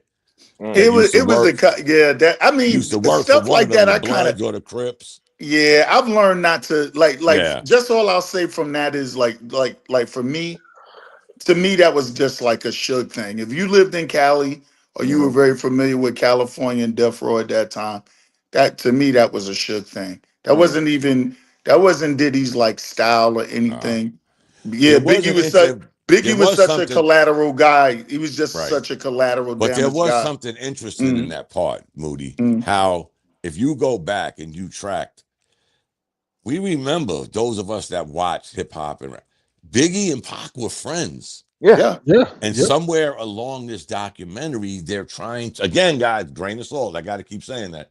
They're trying to sell you on he didn't like the idea of them two being friends.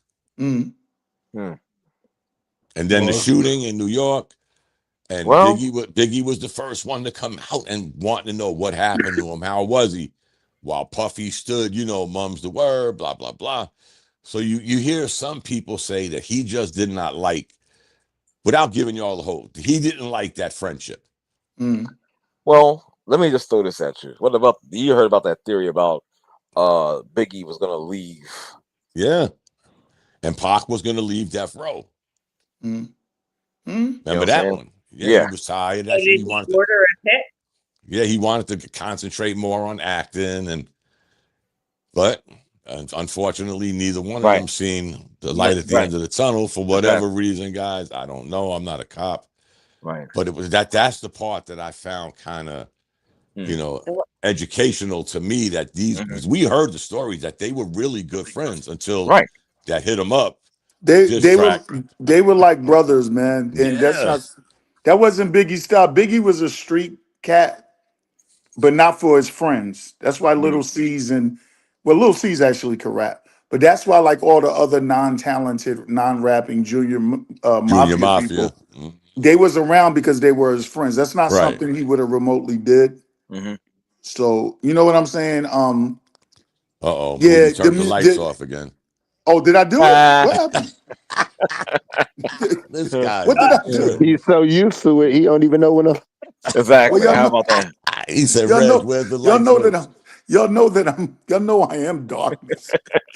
No, you are that dog, brother. When darkness comes back. Lord. Wait a minute. Where did y'all go? Y'all disappeared, but I can hear y'all. We're gonna do a GoFundMe. We're here. Exactly. Yo, dog, man, y'all gotta keep my lights on over this piece, man. If we start hearing Teddy Pendergrass in the background, turn on the light and see a candle flickering see a candle flickering with some baby all over it. He's like, there you go. Yo, Bishop, I was gonna say, if I come back and my face is dripping baby oil, we're coming to get you. We're coming to get you. Yo, Moody knew the whole time, bro. Yo, it's gonna be next time my phone turn off, I'm gonna run upstairs and get some baby oil. Maybe not. Don't do that. We're gonna have to come No, rescue we your ass good. after that. We No. good. I'm gonna We smear it good. all over Thank my you, face Bishop. like We good. Stephen Marlboro with the Like, Vaseline. you're looking like Shamal Moore. No, we're good. Hey, All right, don't knock I tomorrow morning. gotta close this up, guys. Oh That was God. funny. That's gonna be the assignment next week. We're gonna watch that damn documentary. Talk about that Okay. bullshit. Yeah, You know what I'm give it a saying? shot, guys. All right. So with that being said, guys, thank you for once again allowing me to have this platform for you guys and speak your mind, sports, life, trending topics, all that. We'll be back probably next Wednesday at 8:15, 8:30. I'm gonna decide which one it is, but we'll be on next week. All right. Yo, and everybody, tomorrow, trust extortion. Yes. Do what you got to do. Do Go what to you need one. to Go to do. like one person. I know I got two or three people that's going to subscribe before the week's out. You just got to extort people. I'll bring up something from 1920 like a There you fake go. victim. There I you don't go. care. Payola. Yeah, What listen. they call it? Payola? Moody? Yeah, listen. Everybody, just go. Yo, do me a favor. You like sports? Here's the link. Go subscribe to my man's in them. That's all you Thank got. you. Most people will just do it because you ask them to, and then they'll come through and they'll see why they should have been there in the first place. So everybody make it your business. To bribe a Everybody fan. make it your business. Like everybody right now, just contact one person. Twist Just their arm. say, do me a Twist their favor and arm. subscribe to this show. And Twist for their all arm. of you that are listening or just tune in, like, don't be a bitch ass snooker and don't be a bitch ass all your life and just get This one fucking guy. person to join you next week on the thing. That's Okay, it. well, I'm the ambassador for kindness. Okay, Should we bring so our should we bring our weapons with us, Moody? no Oh, problem. Yeah. So that being said, Hey, look, but I think this is the point where Black tells me to STFU. So I'm just going to do it in advance and be quiet. with that Love you, being Thanks, Art. love said, you all. I'm going to be love you quiet now. guys. Sorry, All right. Have a sorry, great everybody. night. Peace out. What a way to end the night. Did we Hilarious. run the whole story?